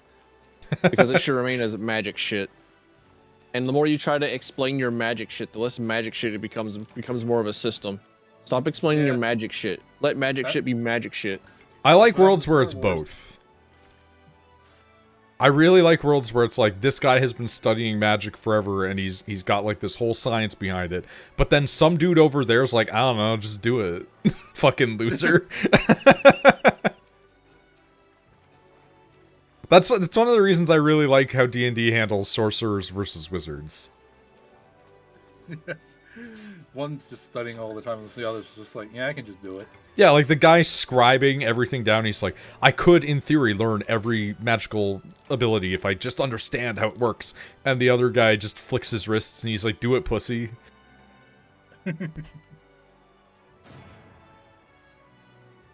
How do you use your magic? I must know. I don't fucking know. Like, one day a dragon sneezed at me, and ever since then. I became a Eldritch Outer Entities sugar baby. This probably happens in some D&D campaigns. That's almost Gale's backstory in Baldur's Gate. He was like he was a magic prodigy. Yeah. I'm actually a little bit upset that Gale exists now, because I had one of my favorite characters I had created was an archmage who was beloved by the one that keeps magic running, to the point where she's like obsessively into the guy and has like a shrine to him in her own home. So the dude is just like has this magic goddess that is obsessed with him and worshiping him. And he was just like a really chill guy. He started out as like a fighter in a mages guild, and then he just like picked up everything. And then, like, I remember one conversation that I would use as like an explanation for like his love of magic is he's a war mage, but that's entirely out of necessity. And whenever he's asked to teach something, he doesn't ever teach evocation. And one time that he does teach evocation, one of the students says, "Yeah, but how can this create water spell kill people?" And he's like, is incredibly disappointed with them. Why the fuck do you want to use magic to kill people? You have swords and shit for that. Shut up. Just stab. Just fucking stab people, buddy. I love that Gale's entire plot is just like he's like a complete loser who's been like so divorced he lost levels. Yeah. Like the most divorced and dumped man. Like she took the levels with the divorce. Like you talk to his fucking cat friend at one point, and they're like, "Please tell him to shave." Like the idea that the beard he's rocking is because he's like post-divorce. Like, it makes me look cool, right? One of them had to know a level drain spell. I mean, if you piss off the goddess of magic and she just level drains you, it's like fair, you know? All right. Well, I got here on my own. He's the disco guy. Okay, yeah. That's fair. It'll probably be mine too. I need to get some sleep. That's also fair. I actually had a fucking stupid dizzy spell today. Oh no. It was in the early noon, but it went away pretty quickly. Have you tried not being dizzy? No, I have an ear disease in my left ear. Have you tried removing your left ear? No, but that's an option. Mm. It is an option. I don't think it's a good option. I just think it's an option. I could be oh, what that fuck name? Van Gogh? Van Gogh, yeah. Yeah. Van Gogh's one that chopped off his ear for a reason. I love that Van Gogh had all of the ways to kill himself available to him. And he was like, gonna shoot myself in the stomach. That's the worst place to shoot yourself. It's like, are you sure? Are you absolutely sure that is the area you wish to disembowel yourself with? And then he proceeded to die very slowly over the course of many days. And it was like, this was a bad idea.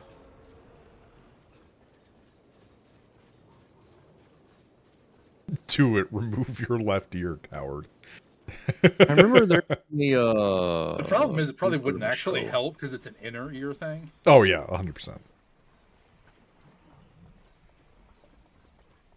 There was some sci-fi show at some point. I don't remember.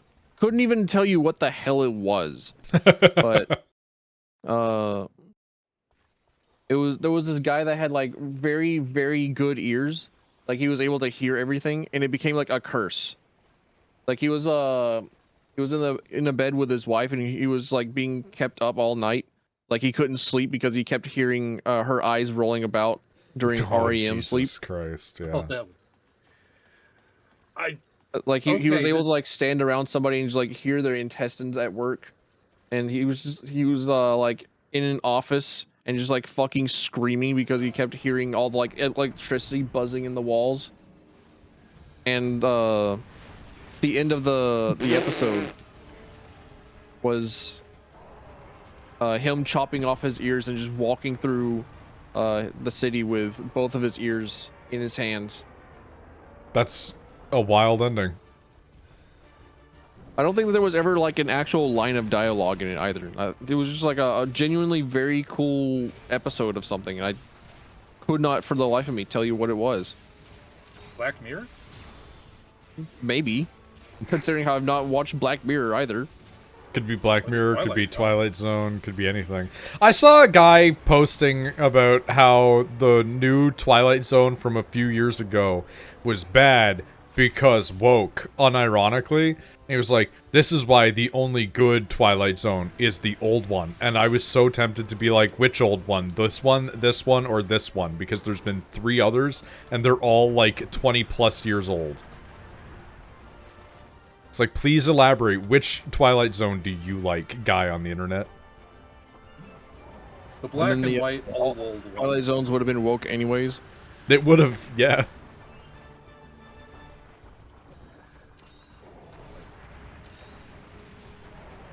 Star Trek people not realizing. Also, Star Black Trek Mirror people- was good. It became bad. That's also what happened to Twilight Zone. Because, shockingly, if your show continues for too long, it just kind of gets bad. This is why trilogies are the only good amount of time. Your average for if your show has gotten terrible is 6 seasons for, like, live-action television shows, generally speaking. Supernatural is, like, a perfect example of that, because it hit 6 seasons exactly, and then ended great, and then it just went, oh, we're gonna keep going. And then it became bad from that moment on. I kind of feel the same way about, I can't remember, Charmed. On average, if I'm you not watch... looking forward to Love, Death, and Robots having like multiple mini seasons. Yeah, it's starting to get there, but in fairness, at least Love, Death, and Robots, like, early seasons also have some, like, real stinkers in there. Oh my god, I got a duder. It's true. I do enjoy playing with the hunting horn on occasion. I have not done so in Generations Ultimate, but I can be convinced. You're learning. Pokemon in. Watch the first 2 or 3 of Love, Death, and Robots. I just don't get it. Feels like the later Black Mirror seasons in a way. I mean, that's fair. I really like the early fucking Love, Death, and Robots. That's the woman that's piloting the body, but the body is actually not the body because the body's actually the monster. Yeah, the very first episode is just like peak cinematics to me. Like, actually good twist. Congratulations. My incredible like horror whenever I watched episode 2 and it was not more of that. I was like, what do you mean we don't get more cyberpunk underground monster fights with fucking lesbians making out? What do you mean? Come on. I know people and I have to didn't watch like these robots talk about existence in a post-human world. Man. I know people didn't like the episode, generally. At least that was the response I saw online. But I really liked the werewolf military guy episode. I don't remember which one that is.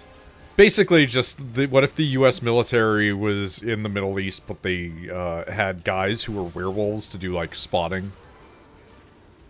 And it's like... Oh, yeah, okay. Yeah, okay, it's like, yeah. that's cool. I like that. It's like, it's not deep and thought-provoking. It's just a fun concept.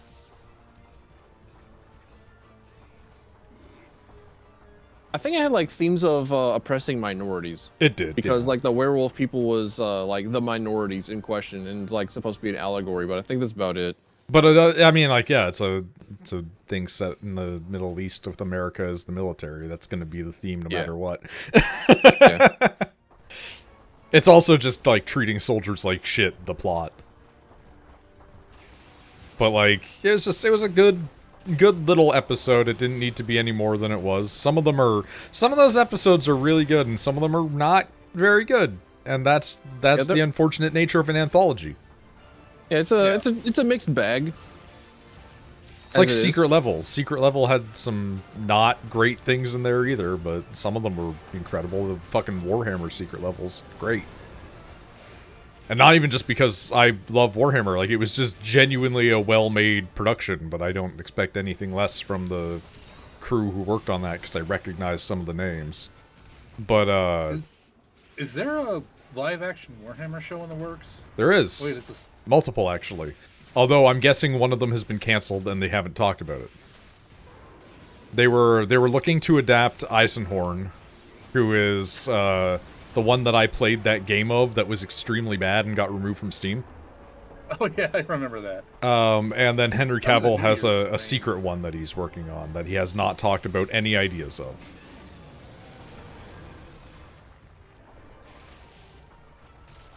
And Broke his Henry face. Cavill's the one guy that I'm like, cool, I'll trust him with this because he is willing to make accommodations where necessary, but generally he wants to keep stuff as accurate as possible. But he understands that adaptations need to have some wiggle room.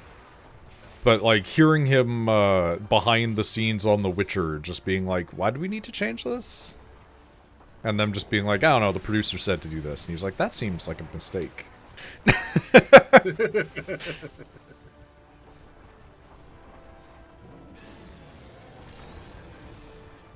That said, I can't wait for them to come out and people just be Warhammer fans about it and immediately just say that it sucks because whatever reason.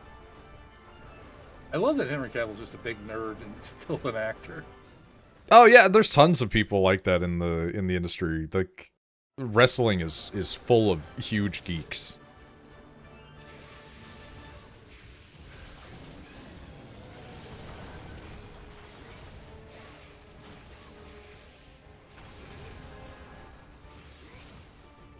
Warhammer live action sucks because it depicts insert favorite side bad.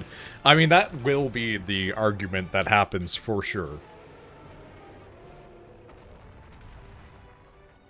Warhammer people don't have the ability to enjoy something impartially. Warhammer fans trying to enjoy their favorite thing, challenged impossible. What's how many other fandoms are there where it's like Pretty much all of nobody them. hates this fan nobody hates this more than more than its fandom does. Pretty much any big one. Like, The Legend of Zelda is this, Star Wars is this, Star Trek is this.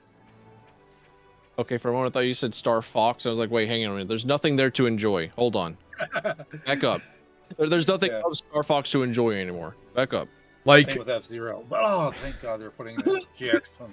like fucking, what's it called? Tears of the Kingdom came out, and everybody was like, well, the reason that I really liked Breath of the Wild was because it was new and inventive and it did all of these things, and now we just have another one that's just more of the same. And I'm like, yeah, that's...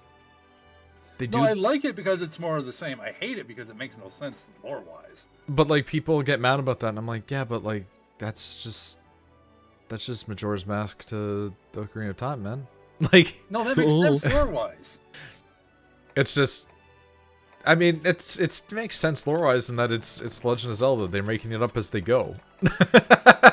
They at least took the time to do it in Echoes of Wisdom. That was a good story. You should play Echoes of Wisdom.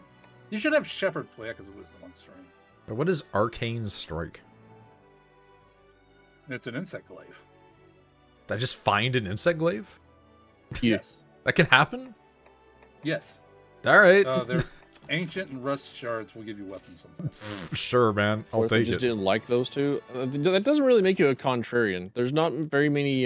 There's not like a massive amount of people that will like destroy you for not liking Breath of the Wild and Tears of the Kingdom. But no, but like my point was, it was going to be that like you'll see people who love Breath of the Wild but hate Tears of the Kingdom, and the reason that they'll give is like the most inane reason, and it's like you understand in your mind that, you know, 20 years ago those were the dudes that were playing Wind Waker and being like, I hate Wind Waker, Majora's Mask and Ocarina of Time are the best Zeldas. And then Twilight Princess came out, and they were the same people that were like, Twilight Princess sucks, Wind Waker was great. And it's like, every Zelda that comes out is the worst Zelda until the next Zelda comes out, and then it was the best Zelda. I only dislike one Zelda actively, and that was Skyward Sword. See, I like Skyward Sword. No, I only disliked it because it was repetitive. Too repetitive, anyway. I don't I disagree. like the motion controls; they worked for me. That was actually fun. World's first.